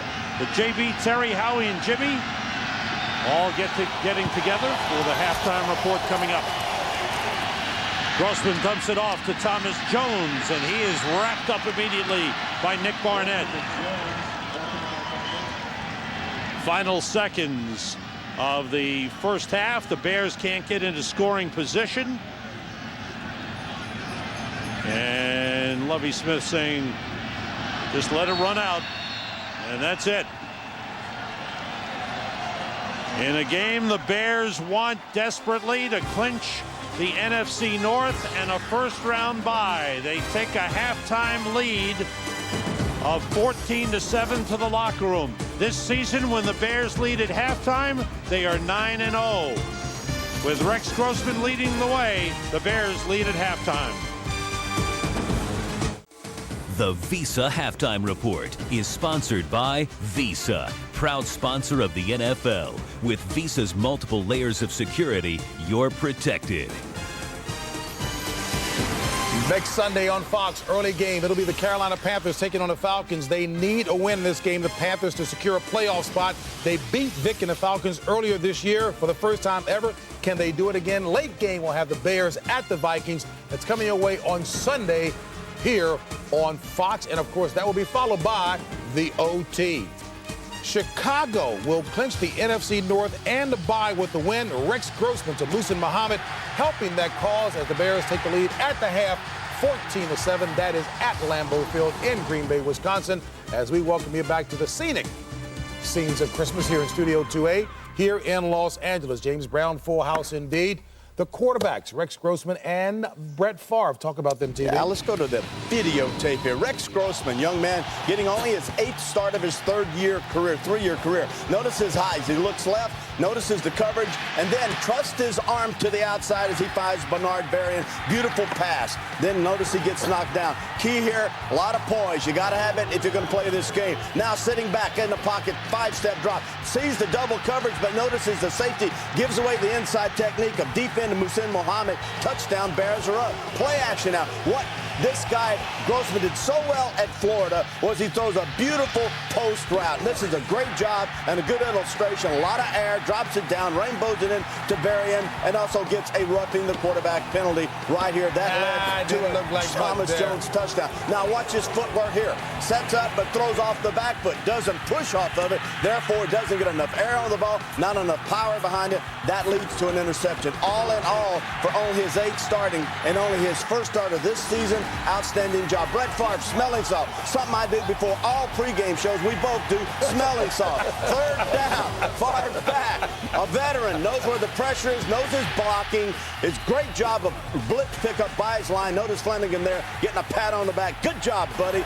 Favre sees the coverage, sees the blitz. Now something very few can do. Throw off their back foot. That's not a good illustration of stepping until you throw, but he has a great arm. Donald Driver on the quick post, and then Herron with the 1-yard touchdown run. Both of these quarterbacks in the first half have played extremely well. And I go to Jimmy quickly. You said a dangerous Brett Favre is bad news for Chicago. Without question. And like you say, both teams got to be pleased with their quarterback play. They both have an interception, but they were moving the football down the field.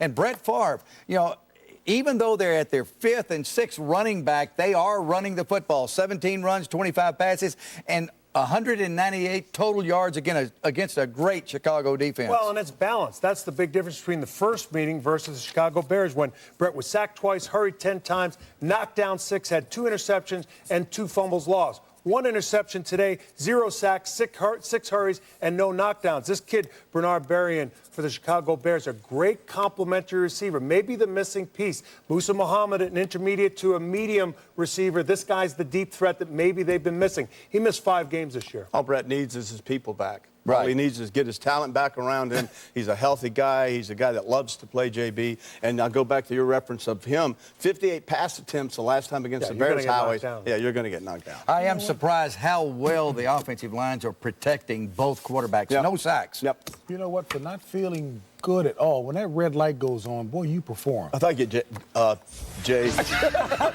I rally. January 2nd, join us for one of college football's most storied bowl games. Outstanding battle. Texas Tech and Alabama in the first ever meeting. And they... Cotton. That's right. Coming your way right here on Fox. Second half coming up next.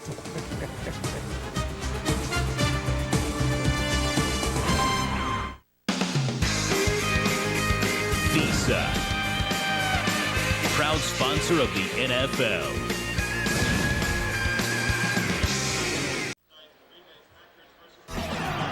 It's a time for holiday cheer, and Rex Grossman really cheered up his teammates with a touchdown pass to Muhsin Muhammad.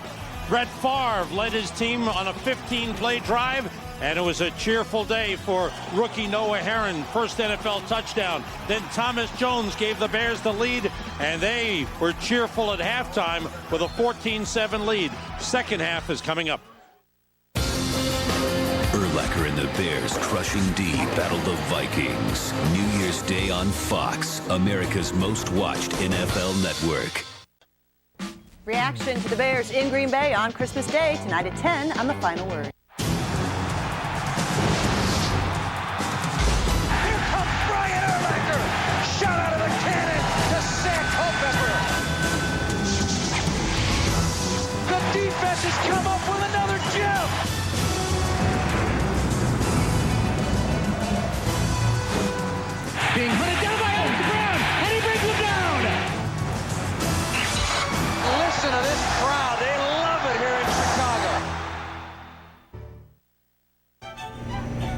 Hello from the Fox crew that brings you the games every weekend.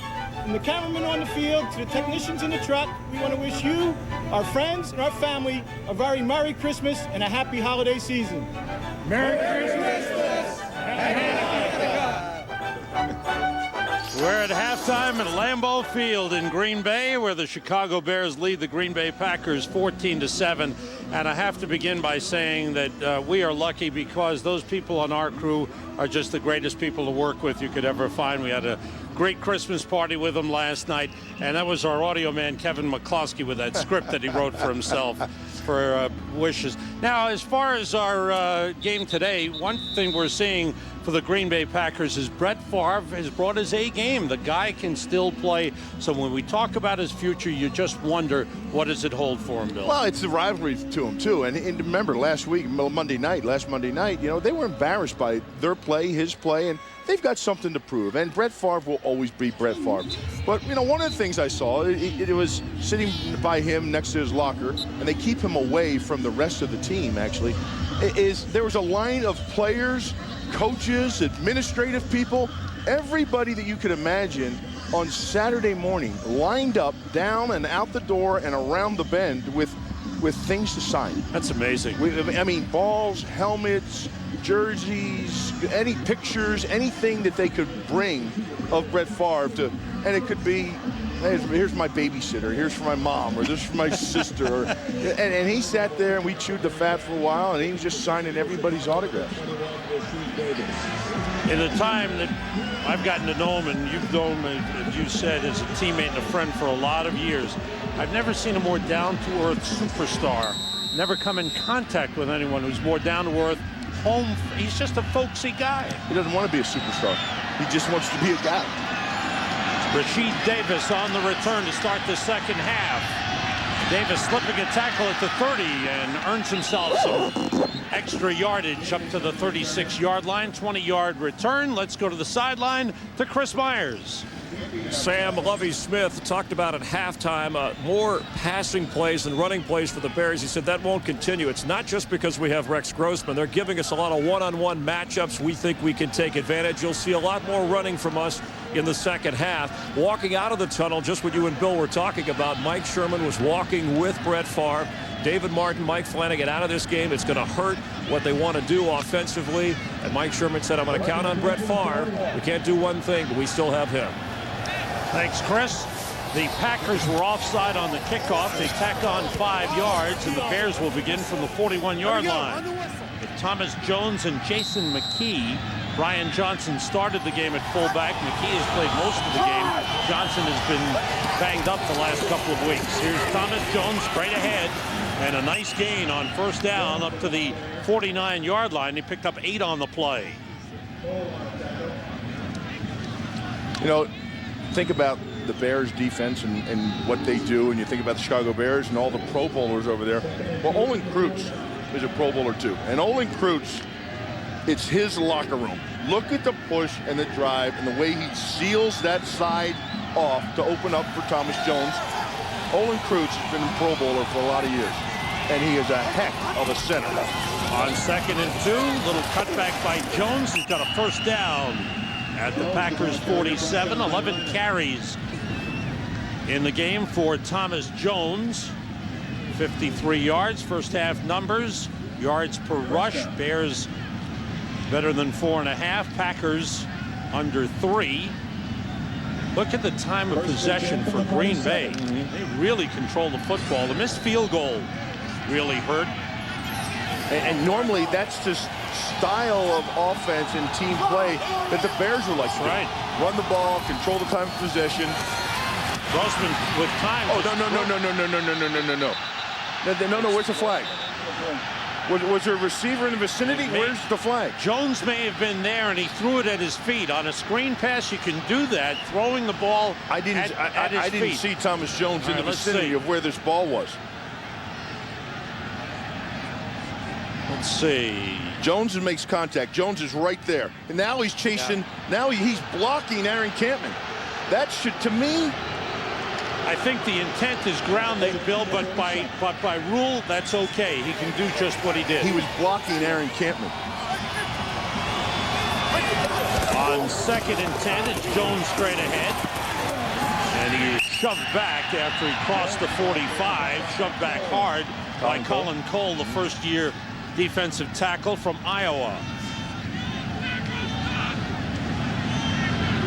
Cole was with Detroit for a while, Minnesota for a while on their practice squads, and finally the Packers picked him up, getting some playing time. 6 defensive backs for Green Bay and 3 wide receivers for the Bears.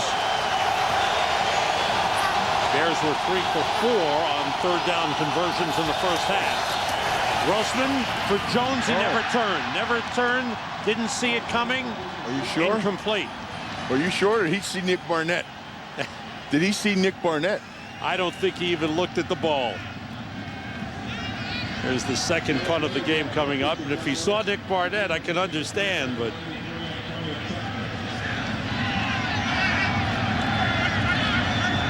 we got now the little shift here. The shift formation. Come back, and the flag is thrown by the referee as Maynard punts it away. It bounces inside the 5, goes into the end zone. Let's check out the flag. And it is against the Bears.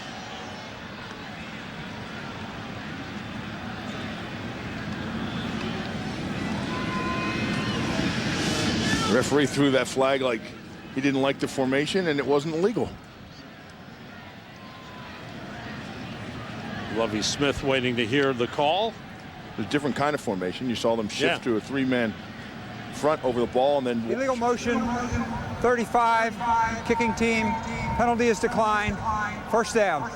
With all the shifting, Todd Johnson, the man called for illegal motion. It winds up being a touchback, and the Packers go on offense for the first time in the second half. This telecast is copyrighted by the NFL for the private use of our audience. Any other use of this telecast or of any pictures, descriptions, or accounts of the game without the NFL's consent is prohibited. Fox NFL Sundays, sponsored by Southwest Airlines, proud sponsor of the NFL and official airline of Super Bowl 40. Now, your typical home celebrating Christmas, but right across the street is Lambeau Field. And they may have rented their garage space for parking. Front yard. Tony Fisher turns it the other way. On 1st down, he gets 5. Ryan Urlacher makes the tackle. Packers had 2 long drives in the first half. One of 15 plays, the other 11.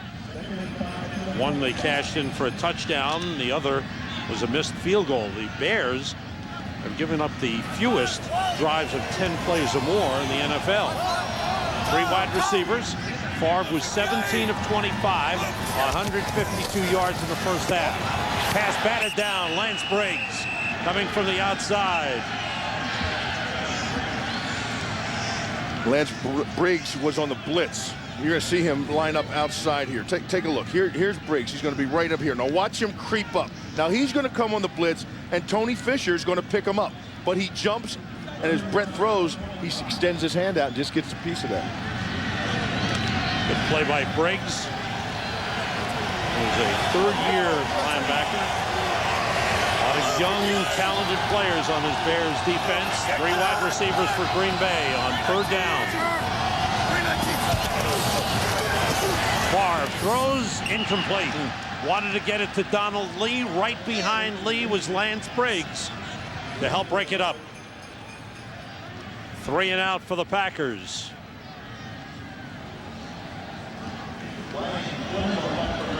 And here is Ryan Flynn for his 2nd punt of the game. Bernard Berrien with good speed is back deep. Bears released Bobby Wade a couple of weeks ago. Berrien, as long as he stays healthy, is a good threat. Berrien crossed the 40 to the 42-yard line. That's a pretty good punt. Not my bartenders can punt that good. John Leake made the stop, 42-yard punt, 10-yard return. Nice job by Ryan Flynn.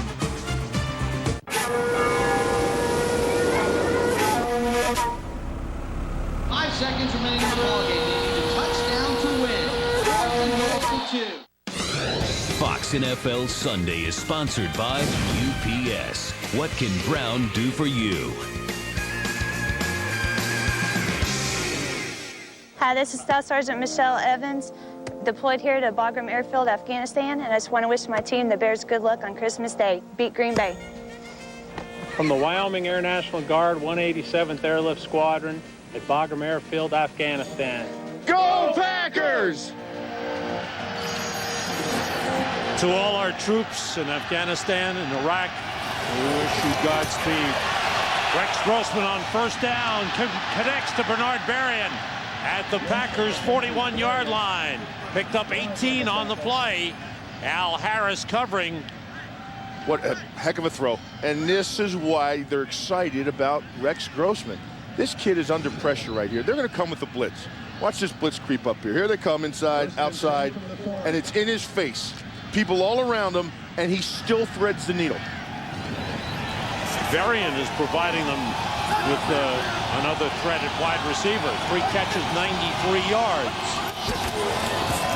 Adrian Peterson in at running back, and a nice gain as he breaks a couple of tackles, fights his way to the Green Bay 28-yard line.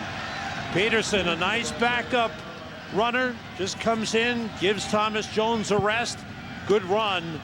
Picked up 13. Adrian Peterson may not be what the Green Bay Packers want to see. Why is that? Because, you know, they're battling, they're scraping, they're crawling, and Thomas Jones, they've had a good feel for him. Now Peterson comes in here, and he lowers his shoulder pads, and he's got those knees churning, and he's running over Green Bay tacklers. That can be deflating. Here's Peterson. Just a couple on the play. Aaron Campman made the tackle. Campy's really something else. You know, this guy is really one of the most consistent players on the entire Green Bay Packers team. Week in and week out, you know what you're going to get from Aaron Campman. He knows no other way. Michael Montgomery, number 96, is in at defensive end, replacing Kabir Bajabiamila. McKee and Peterson in the backfield for the Bears.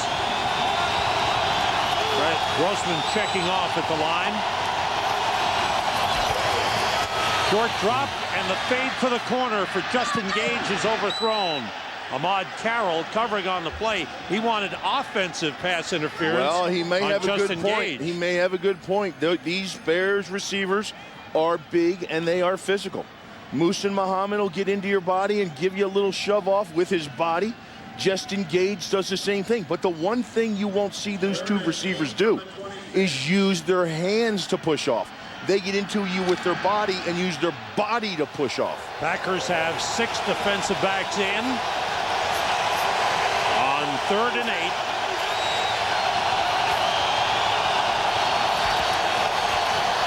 Grossman being rushed, gets rid of it, and it is too high for Muhsin Muhammad. Al Harris covering on the play. Good pressure on Rex Grossman that time. They came with the blitz. Uh-oh.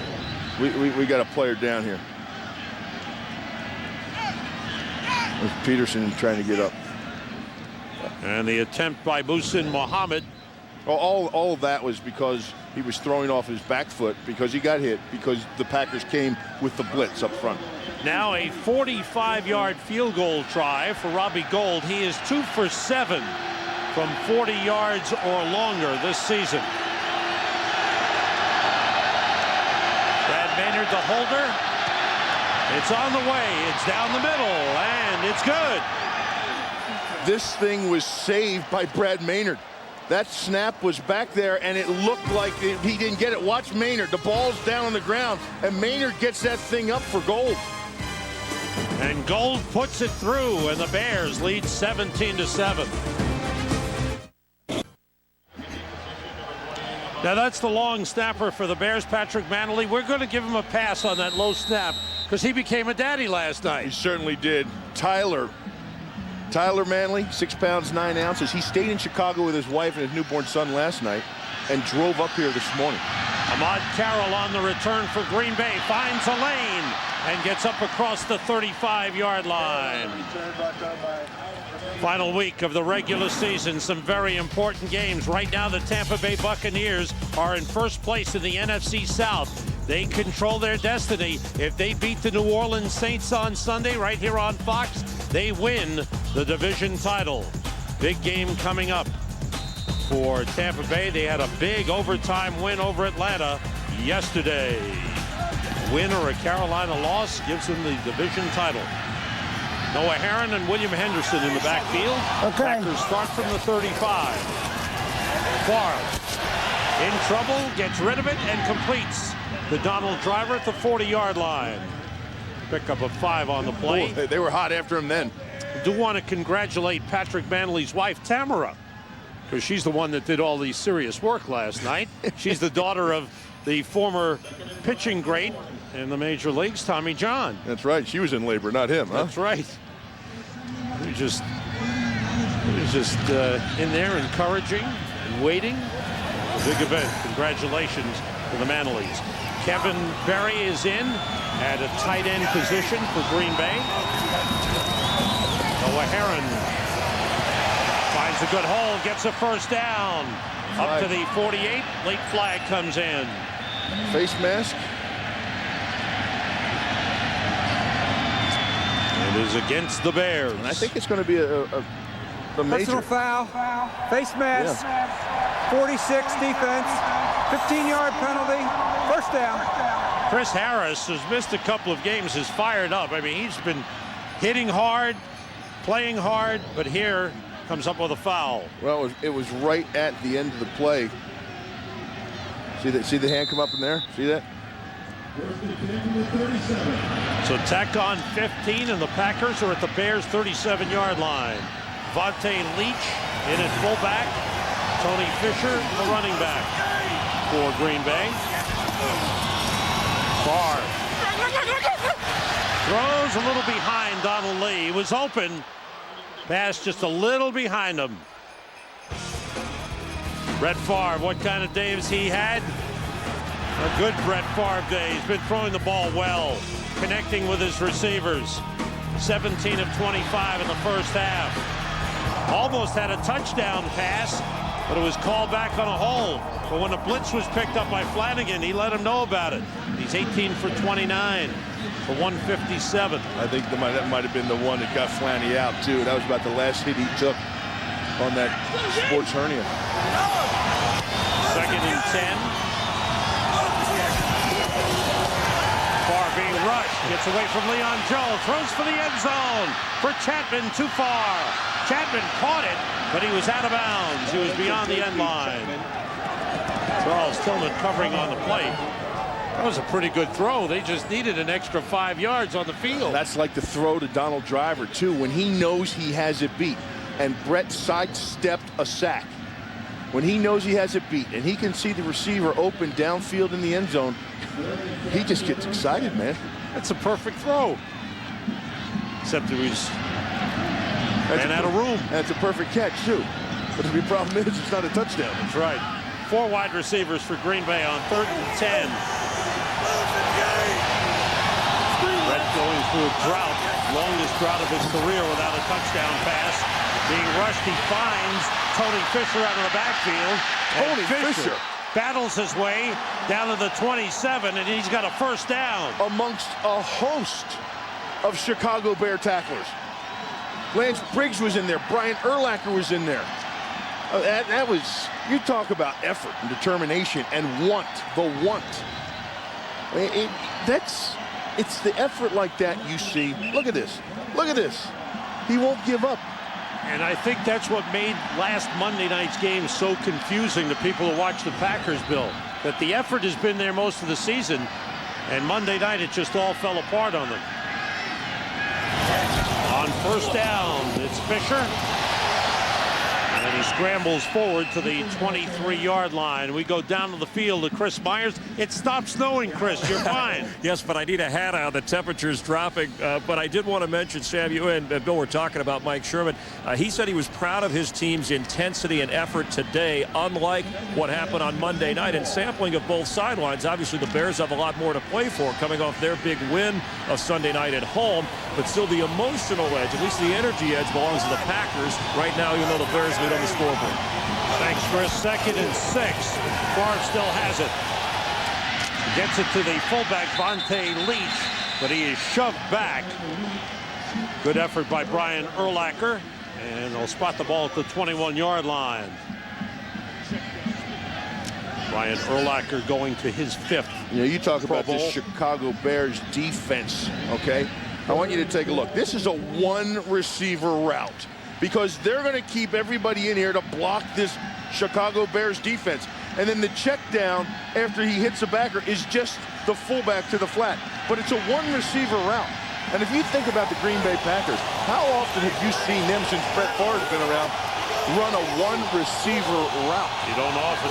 Chapman in motion on 3rd and 4. Everybody out, and he throws a little too high. Trying to loft a little touch pass to Antonio Chapman.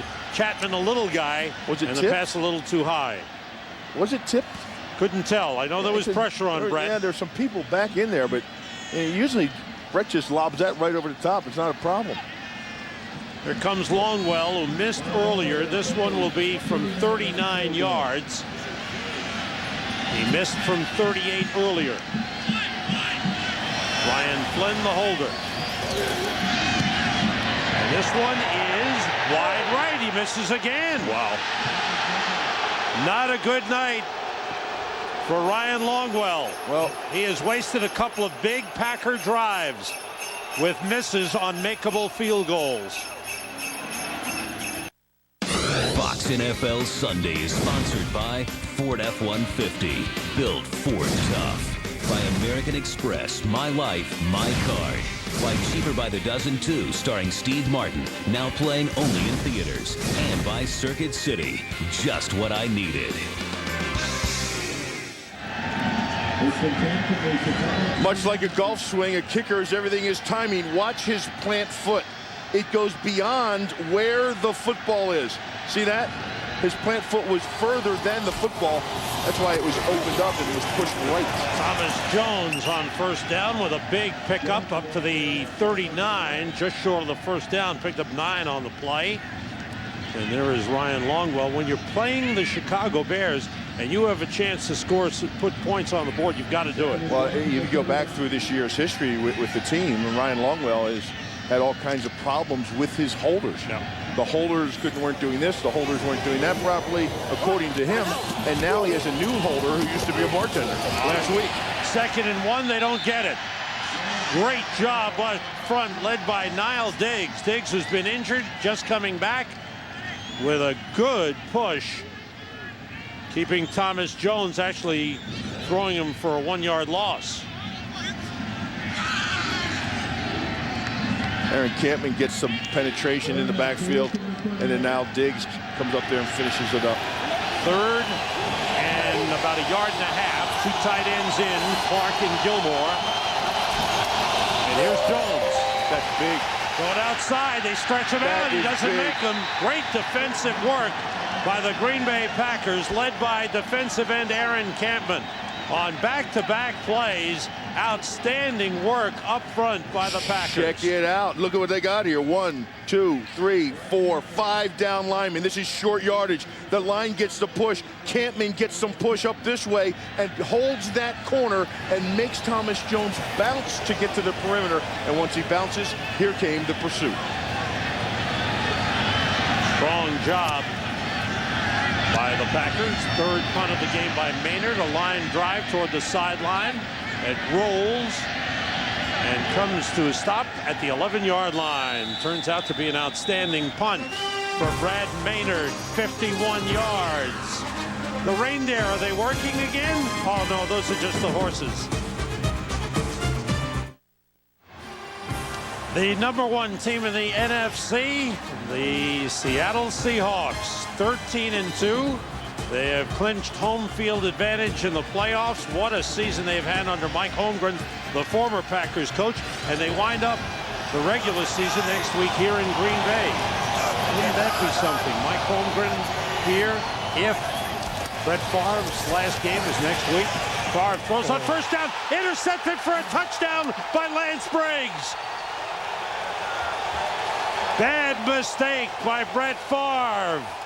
Threw it right into the arms of Lance Briggs. 4th interception return for a touchdown by the Bears this season. Heck, you mentioned Mike Holmgren, and he got all nervous. I guess. Well, a couple things here on this play. One, there's some pressure in his face. He didn't see where Lance Briggs was. Great coverage by Lance Briggs, reading the route and understanding what this offense does and its checkdowns. And there's the score that I don't believe looks Brett like it ever might saw break him. this game wide open. Yep. The extra point is good. I don't believe Brett ever saw him. There was pressure on that side, and I don't think you could see. Take a look where Brett is. And now watch the right side close down. See, he can't see Briggs. Look at the pressure in his face. He never sees Briggs. 3rd career touchdown for Lance Briggs. Frustration and disappointment for Brett Favre.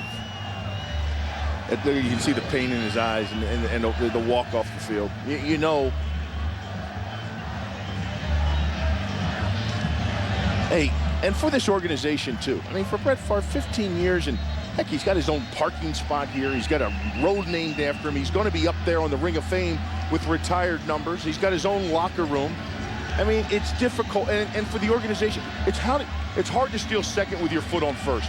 This organization has to go through a transition. How will they handle, if they do, if in the utmost cutting the cord, in the utmost respectful way you could ever imagine a player leaving an organization for what he has done for this organization and this town? And how do you think the fans will react? It's going to be a mutual. Brett Favre is going to announce what he wants to do. It's not going to be what anybody else wants to do. Robbie Gould to kick off. And Ahmad Carroll takes it at the 12.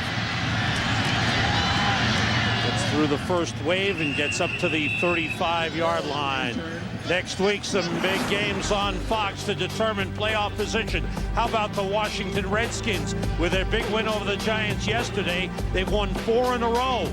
They need a win, and they will be in the playoffs. Terrific turnaround by the Redskins. They've got Clinton Portis running. Santana Moss, 3 touchdown receptions against the Giants.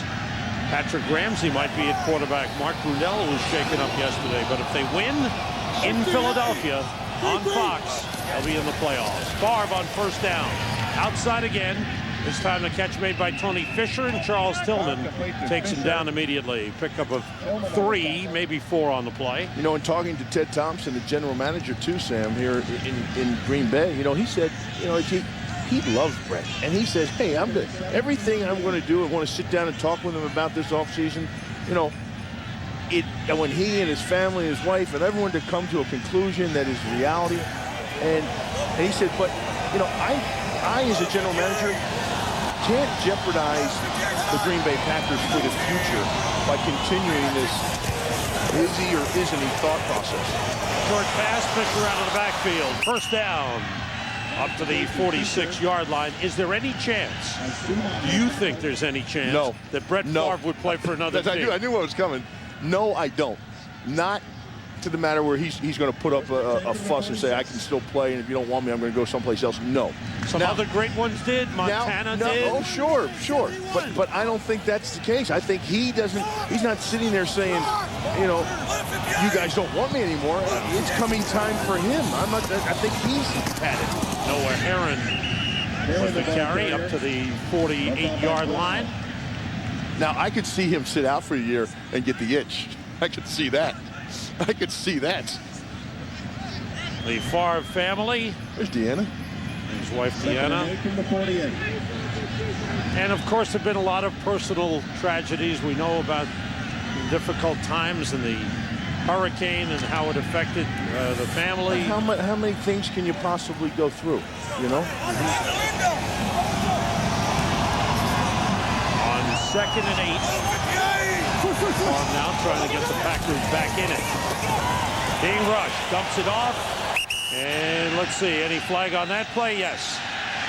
Now, he threw it at somebody's feet, but the feet belong to the offensive tackle. And on this play, Mark Tauscher was not eligible. Mike Sherman is claiming there was an eligible receiver in the neighborhood. Did it hit Tauscher?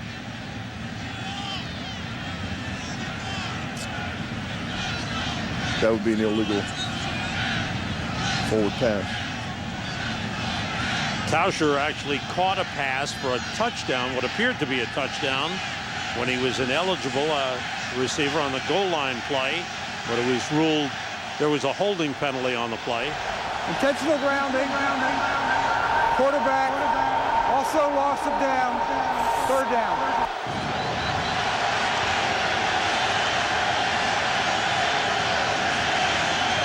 Yeah, nobody there.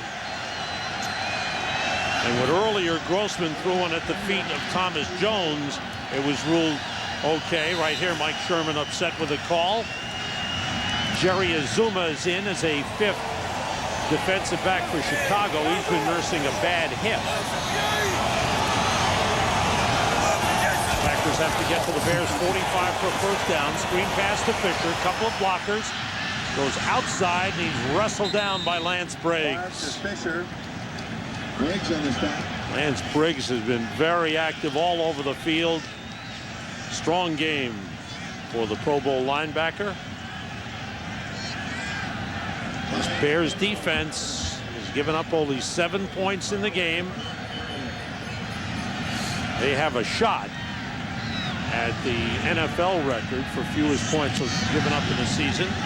They will likely break the franchise record. Here's Bernard Berrien from the 20, steps out of bounds with a little help from Andre Thurman.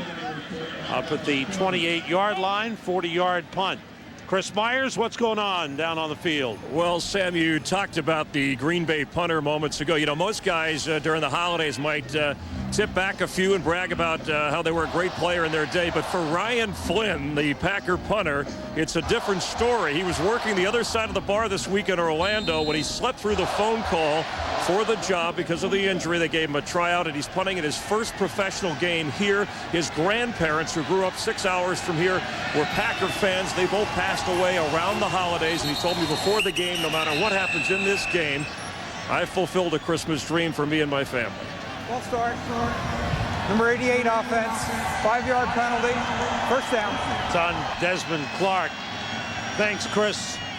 And for Ryan Flynn, he beat out several punters, a couple of punters with NFL experience. Well, the guy was tryout. You know, he was bartending down in and around his college, UCF. And he would go after practice and after working and go kick on the UCF campus. He said they were real lenient in allowing him to get in there and work out. Thomas Jones takes it up to the 24-yard line.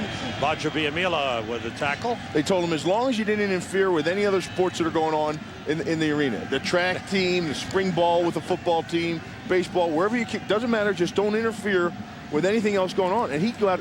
Obviously, he wasn't practicing flipping bottles like Cocktail and Tom Cruise. Okay, after work, he went over to the stadium and was kicking some footballs.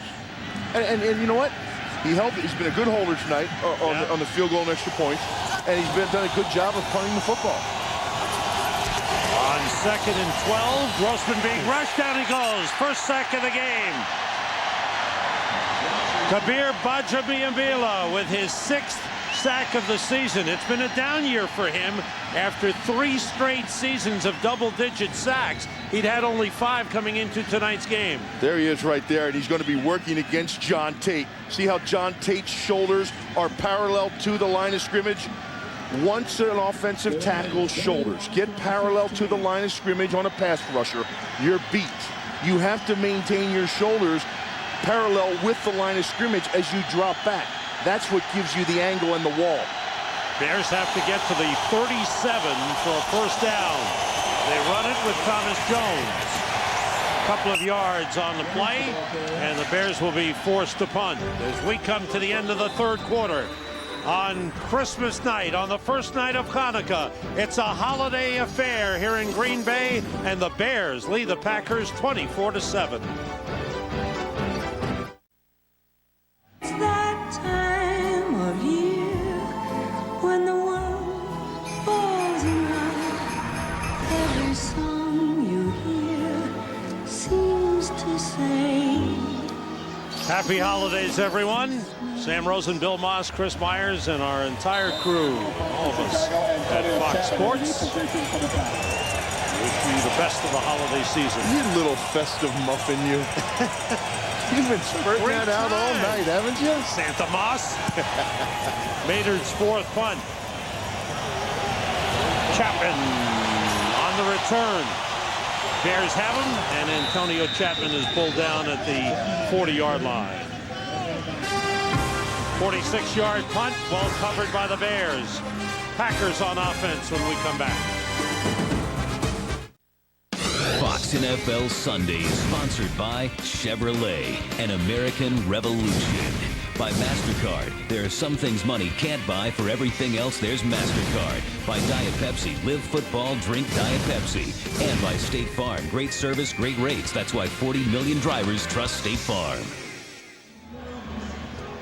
And that's our control truck, decorated by technical director Rob Goosley. Mike Burks, our producer. Rich Russo, our director. Our associate director is Tom Yohe. They're all in there, working away. Good job, boys. And happy holidays. 3 wide receivers for Green Bay from the 40. 5 defensive backs for the Bears. Pressure on Favre from Jerry Azuma. They're going to get him again, I believe. No, this time he's okay, because I think Tony Fisher was in the neighborhood. It's a wonderful day in the neighborhood.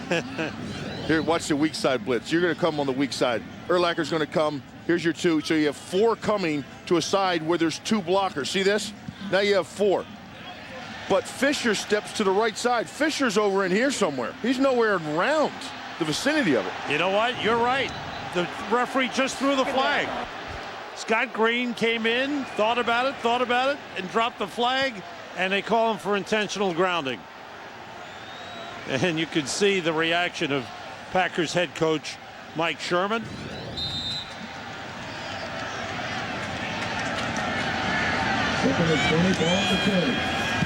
Well, Scott Green did not agree with Brett Favre, and they set him back 10 yards and lost him down. 2nd and 20.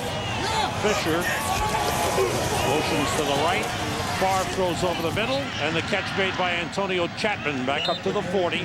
It'll bring up 3rd and 10. 4th catch of the game for Chapman. Favre in the first meeting with the Bears threw 58 passes. 2nd most pass attempts that he's thrown. Today he's 24 for 41. Chapman with a foot injury is gone to the sideline. Replaced by Andre Thurman. 2 wide receivers in.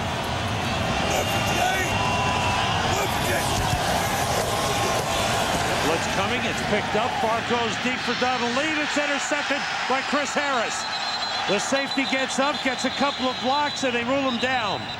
It's ruled down. They'll bring it back to the 26-yard line. 2nd, 3rd interception of the game for the Bears. Favre threw it up deep for Donald Lee. Great play by Harris.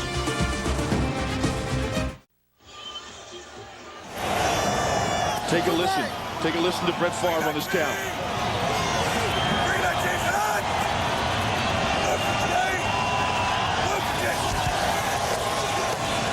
See that? The Chicago Bears didn't show they were blitzing on Brett Favre's fake count.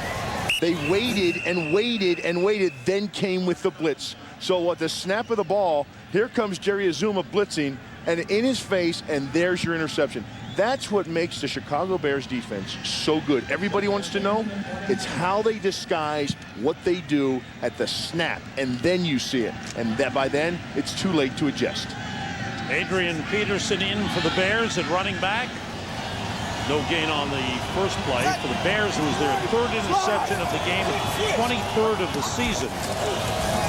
Here's Peterson, where they fighting his way for about 5 yards on the play. Bears defense, what makes them go, Bill? Well, you talk about it. First of all, what they do in the red zone. You can't put the ball in the end zone on these guys. They're the best in the league. And they got a nose for the ball by the way they disguise things.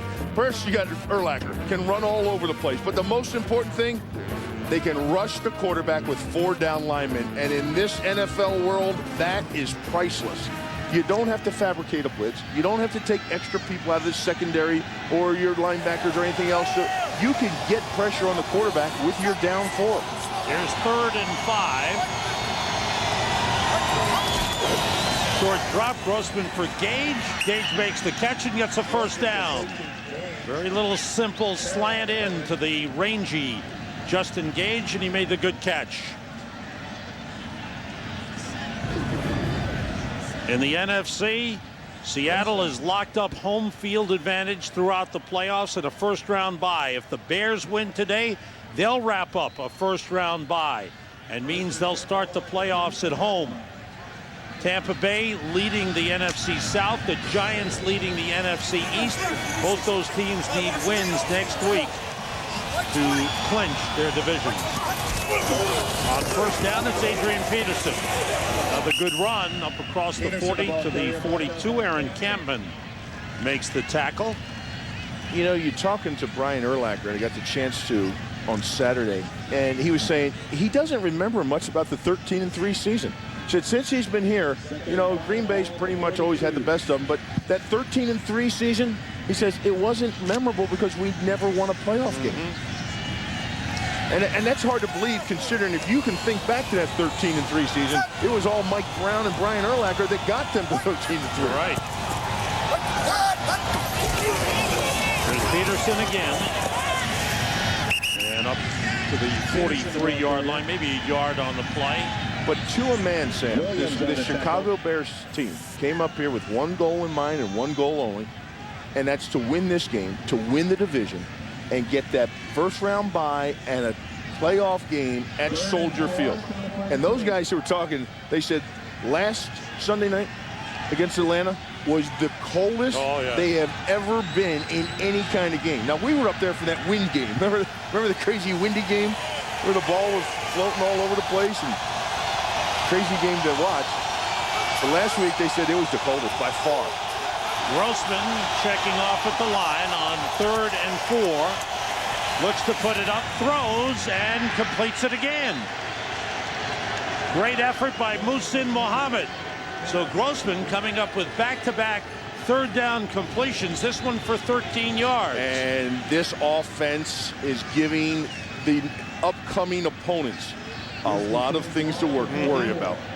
2 slant passes to 2 big-bodied receivers that can wall off the defensive backs in Justin Gage and Muhsin Muhammad. Bernard varying with the speed. You have a 3-headed monster or a 2-headed monster right now at the tailback position that can pound and grind you. And here is Peterson getting down to the 41-yard line. The Bears are a team that struggled all season long converting 3rd downs. They're 5 for 10 in this game.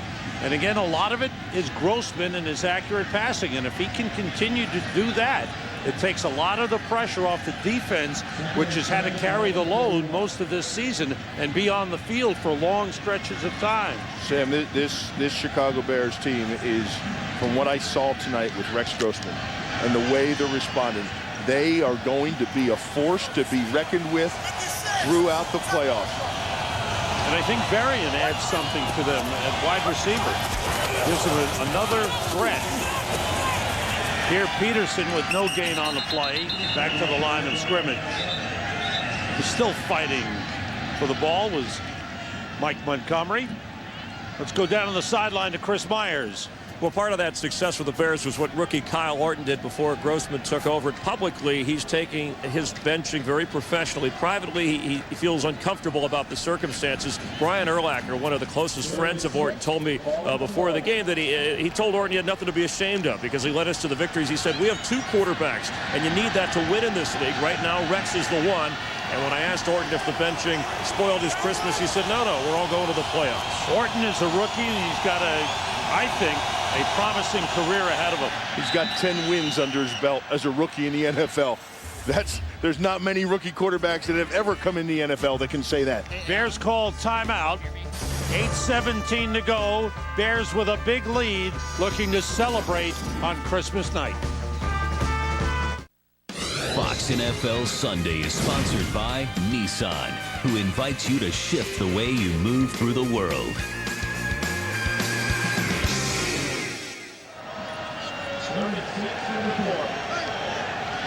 We welcome you back to Green Bay. Your dad's in Iraq, and for all our troops in Iraq and Afghanistan, you're in our thoughts and our prayers, and we wish you Godspeed and get home soon. Grossman throws it up, and it falls short of Muhsin Muhammad, who was well covered by Al Harris. The blitz was coming from the Packers all over Rex Grossman. Along with those thoughts about the troops, Sam, thank you for our freedom to celebrate Christmas the way each and every one of us did this morning. We appreciate your courage and your bravery.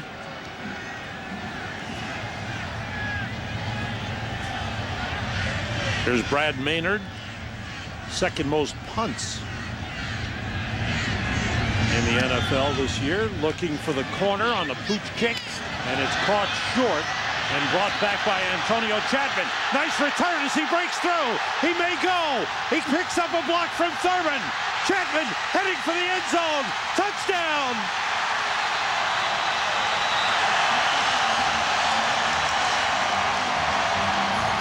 '85-yard return by Antonio Chapman.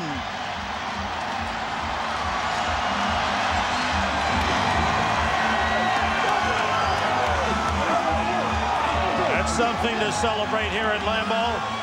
His first punt return for a touchdown. And it started out on an innocent play. A little pooch kick as Maynard didn't want to punt it into the end zone. And Chapman with a great return. Longwell for the extra point. And it's 24-14. No one has left Lambeau. They were waiting for something to cheer about. They got it from Antonio Chapman, 85 yards.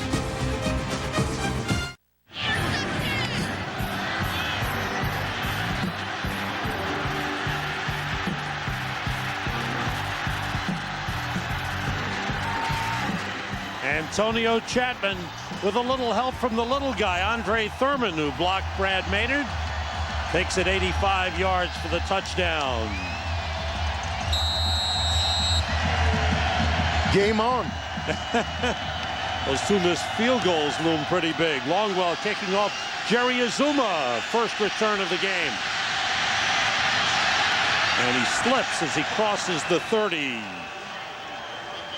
Pittsburgh Steelers in the AFC. They have a shot to go in as a wild card team. They had a huge win in Cleveland yesterday, 41-0. Steelers will be on Fox playing against the Detroit Lions in Pittsburgh. A win or a Kansas City loss, and the Steelers are in the AFC playoffs as a wild card team. The same situation as Washington in the NFC. You know, that Pittsburgh's in. If they're in control of their own destiny, they win and they're in the playoffs. From the 30, Grossman to put it up. With time, he completes it to Muhsin Muhammad right at the first down marker. Al Harris shoved him out, and they'll spot it about a yard short. Pickup of 9 on the play. 5 catches in the game for Muhsin Muhammad, who has gone over 60 catches for the season. He's now at 64. It's the 6th season of his career. He's had at least 60 catches. I like the way Muhsin Muhammad plays the game of football. To me, he plays it the way it was meant to be played. Thomas Jones finds an opening and a nice run into Packers territory at the 48-yard line. Paris Lennon pulled him down, pickup of 13 on the play.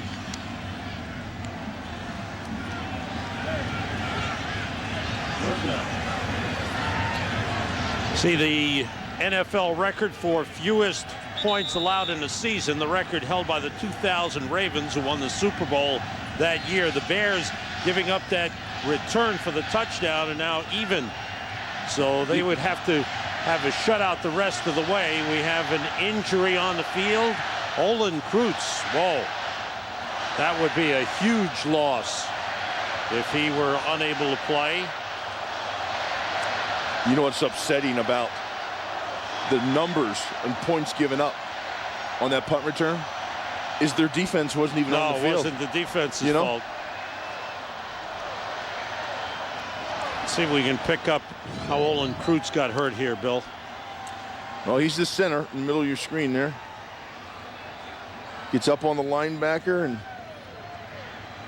he gets rolled up on his knee and his ankle around the line of scrimmage by a defensive lineman from the Green Bay Packers. And it's a different ball game down the stretch when if they were to lose Olin Kreutz.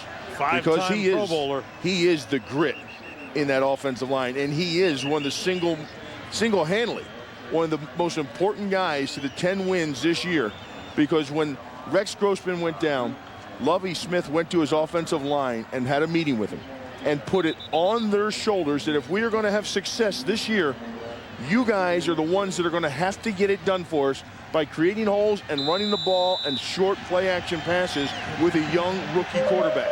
And they answered the bell to the tone of 10 wins. Roberto Garza takes over as the center. Thomas Jones with a nice hole again and rips off another first down. Aaron Campman made the stop, but back-to-back strong runs, picking up 24 yards on the last two carries. Thomas Jones closing in on 100 yards. And that's what I'm talking about here. The Packers got a jolt of electricity back in their boots with that punt return and have an opportunity to get back in the game if they can get their offense back on the field. And now what happens? The Chicago Bears come out and just grind them to death with a run, putting it on the shoulders of that offensive line. 19 carries, 94 yards for Thomas Jones. First down at the Packer 37. And Jones with a couple of yards here. Grady Jackson, the big defensive tackle, was there, along with the strong safety, Mark Roman. Thomas Jones, the last time he ran for over 100 yards was back on October 23rd when he ran for 139 against Baltimore. He's played 7 games since then, where he's had a couple of 90-yard efforts. He's inactive for 1 game. There's Olin Kreutz still being checked on. There's Jones again, cutting it back nicely inside the 30. Spot him down at the 29-yard line. Bears get the lead, and then they go to the running game. Well, this is what they do. They run the football. Watch number 74 right here. This is Ruben Brown. He's going to pull out to lead this. Then watch him. See him peel back and get the linebacker? He sees the linebacker, and he peels back. Now, that's Paris Lennon on the blitz, and he peels back and gets a piece of him to help spring that thing open. Jones over 100 yards for the 5th time this season. 2 tight ends on 3rd and 2. It's Jones. And he came up a little bit short. Needed 2, got 1. Bring up a 4th down. We'll see what Lovie Smith wants to do. Whether he'll run the ball with Thomas Jones. Lovey's all you need. They will go for it on 4th down. Bears are 5 for 11 on 4th downs this season. 2 tight ends in, Desmond Clark and John Gilmore. The play fake. Grossman's got it. He's going deep for Muhsin Muhammad. He dropped it. So with a 10-point lead, he tried the surprise. The play fake, Muhammad had it in his hands, but couldn't hold on. What they are doing is they have broken every tendency they have had all year long. And that's why I was telling you before, Sam, it's going to be so difficult for the Bears' upcoming opponents to break down film, to get the computer breakdown and look at what they're doing. They're going to see this game, and they're going to see last week's game since Grossman's been in, and they're not going to know what to do. Everything you used to be able to see from the Chicago Bears offense, you almost knew what was coming. You don't anymore. The upcoming last opponent in regular season next week is the Minnesota Vikings in Minneapolis. Favre on first down. Got rid of it to Tony Fisher. Fisher gets up to the 32-yard line. There's a flag up at midfield, and we'll check that out.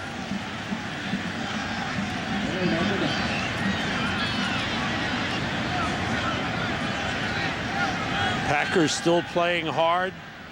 3-11 team, but playing a long rival. This is the 170th meeting between these two teams. Brett Favre, 28th time he's played against the Bears. Illegal contact, defense, number 33, 5-yard penalty, automatic first down. That's on Charles Tillman, the cornerback.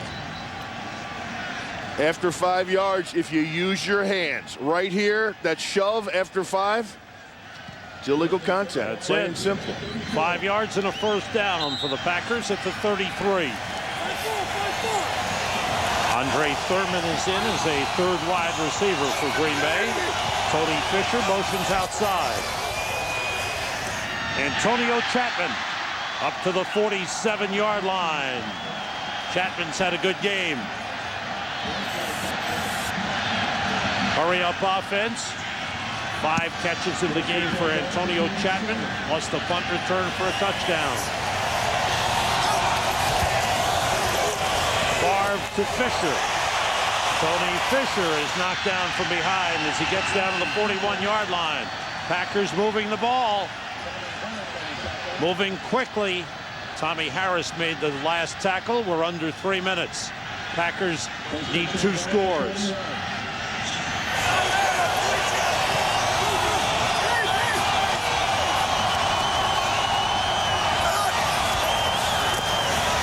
Blitz is picked up. Favre's pass is wide. It's incomplete.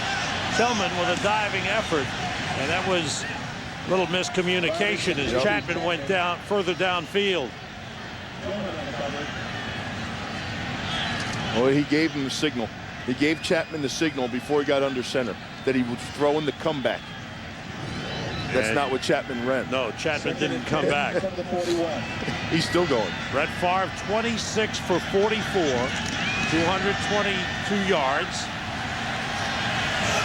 3 interceptions.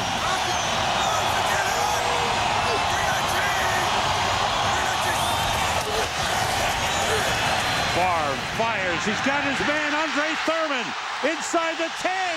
Tiptoes the sideline out of bounds at the 9-yard line.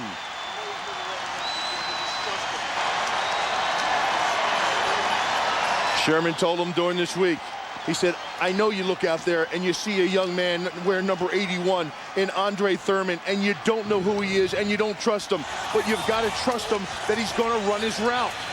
Look at the velocity on that ball. Caught with the hands nicely.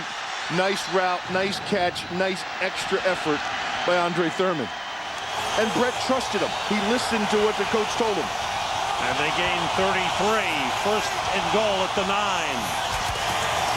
Everybody out. And the pass is batted down. Alfonso Boone. And the big defensive tackle knocked it down.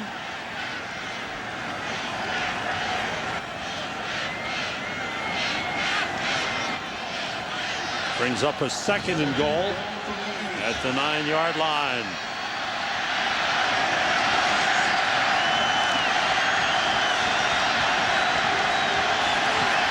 Three wide receivers. Tony Fisher in the backfield. And movement. Looked like Chad Clifton lifted up too soon at the left tackle position. Offense, number 76, 5-yard penalty, second down.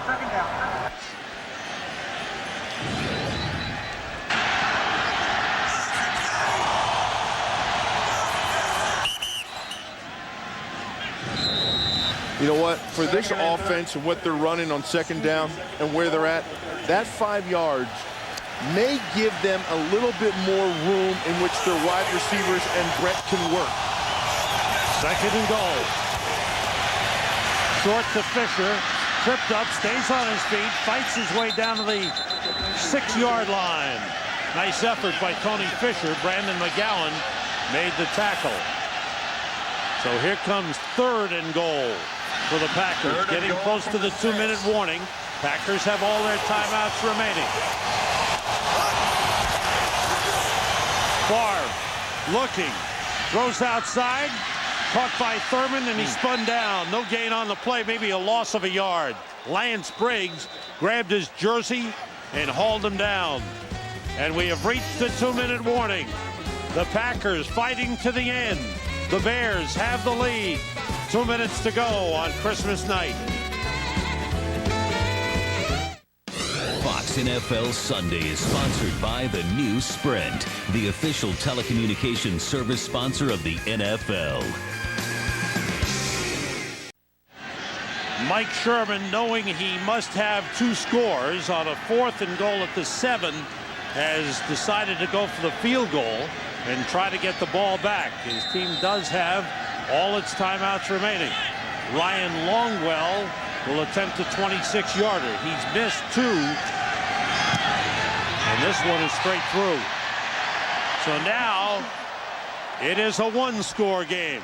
24-17. And Lovie Smith knows his team needs to get the ball and hold on.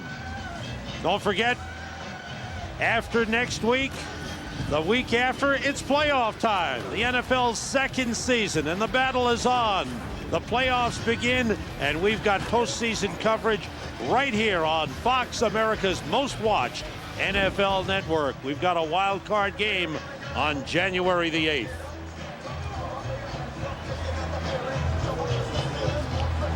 Let's go to the sideline to Chris Myers. Chris, what's going on?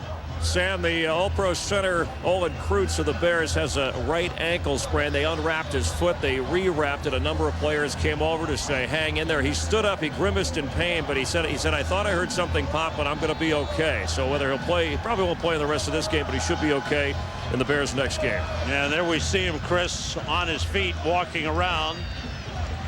Hopefully nothing popped. Very valuable player for the Chicago Bears. Bears looking to hold on to this lead and win the NFC North Division and clinch a bye in the first round of the playoffs. Bears ready for the onside kick try. The Packers shift into an overload.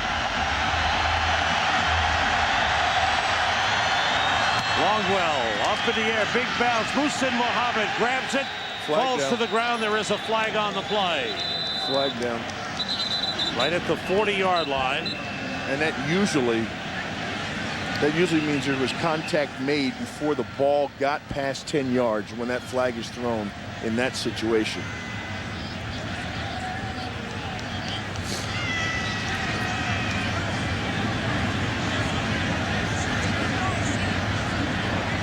Scott Green talking Offsides, things over. Receiving team. 5-yard penalty. Re-kick. All right. Watch in here.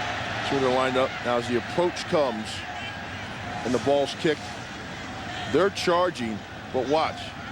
There's movement here before that ball is kicked across that line, and contact will be made here before the ball gets 10 yards.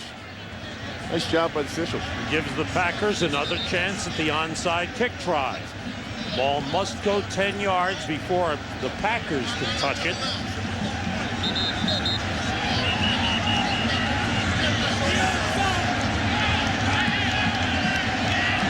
Bears with a lot of speed, running backs and wide receivers up front. Nick Barnett, the middle linebacker, is on the coverage team as well. Now they overload left.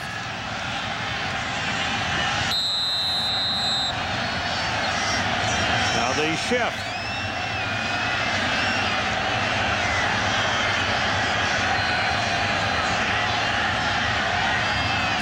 And Longwell goes left, and it's caught by Nathan Vasher. Vasher has got great hands. The cornerback with the good grab, and he goes to the ground. The Bears have the ball.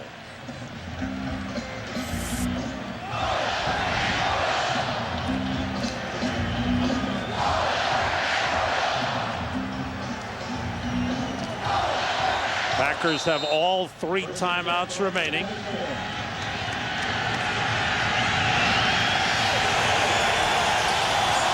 Bears start from the 44. Thomas Jones gets a couple of yards up to the 46, maybe the 47. Packers call timeout.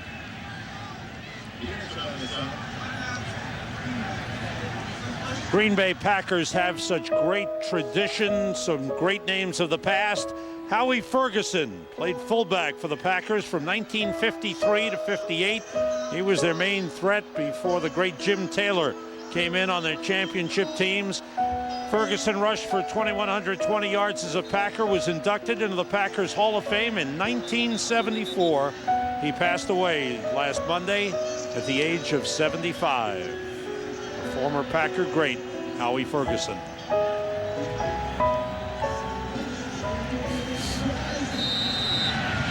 Second and 7, ball at the 47. 2nd and 7 for the Chicago Bears at their own 47-yard line.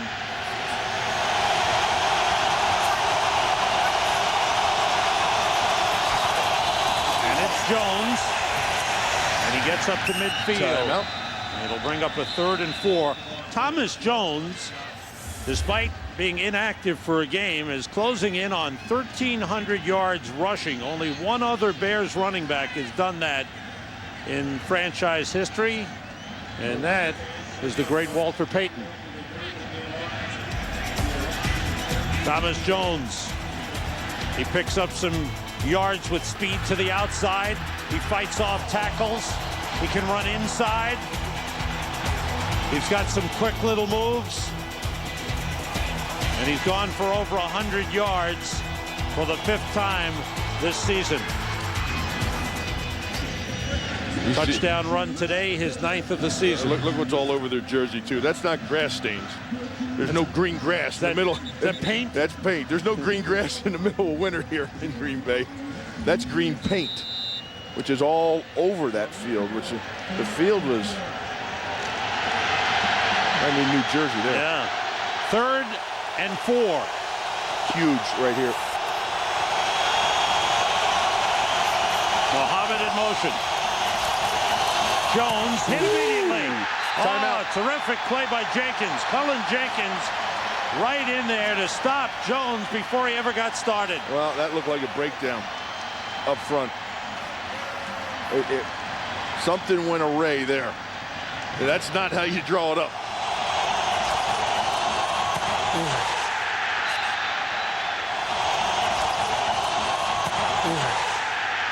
He went backdoor. He went backdoor on Reuben Brown. Now, backdoor is you show him one thing, like you take a step like you're going to play side, and you come back behind him as the offensive player's body momentum starts going one way. Good defensive effort by the Packers. By the way, Olin Kreutz was back in the lineup on that series at center. So that was a good sign for the Bears. Brad Maynard with his 5th punt of the game. Antonio Chapman is deep. The last one was an 85-yard return for a touchdown. This one bounces short and rolls in the Bears' favor. All the way inside the 10 and comes to a stop at the 9-yard line. 91 yards and no timeouts with 1:26. Brett Favre, see the numbers. He's had some miracle comebacks. He's made a lot of things happen. And now getting one more chance against the Chicago Bears.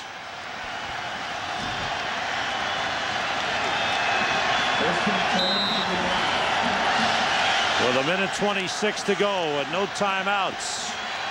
They spread everybody out, 4 wide receivers. With Fisher in the backfield.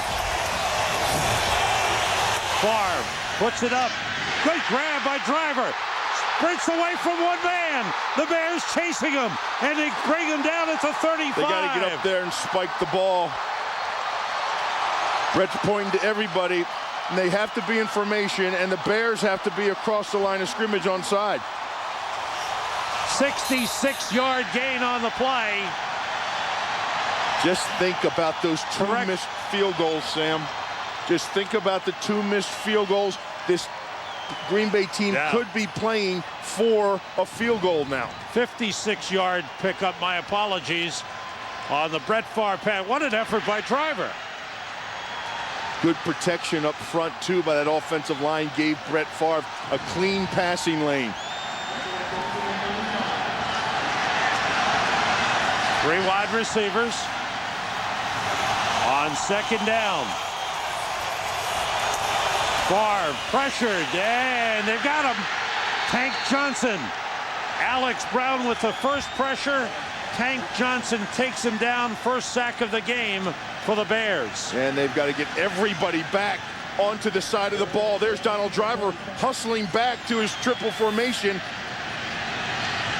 Third down, they're looking at a Hail Mary to this side, 3 receiver side. Have to get to the 25 for a first down. Favre in trouble, they got him again. Alex Brown got him this time. Rushing the quarterback with 4 defensive linemen, priceless. Packers can't stop the clock. This is 4th down. This is the last play. They've got to get to the 25 of the Bears. Look at the deepness. Favre steps up and lets it fly, and it is intercepted. Chris Harris with his 2nd interception of the game, the 4th thrown by Favre. The game is over, and the Chicago Bears have clinched the NFC North. They have clinched a first-round bye. They are the number 2 seed in the NFC. They sweep the season series from the Green Bay Packers for the first time since 1991. Brett Favre never stopped trying to the last play. 4 interceptions in the game. The 2 missed field goals by Ryan Longwell were huge.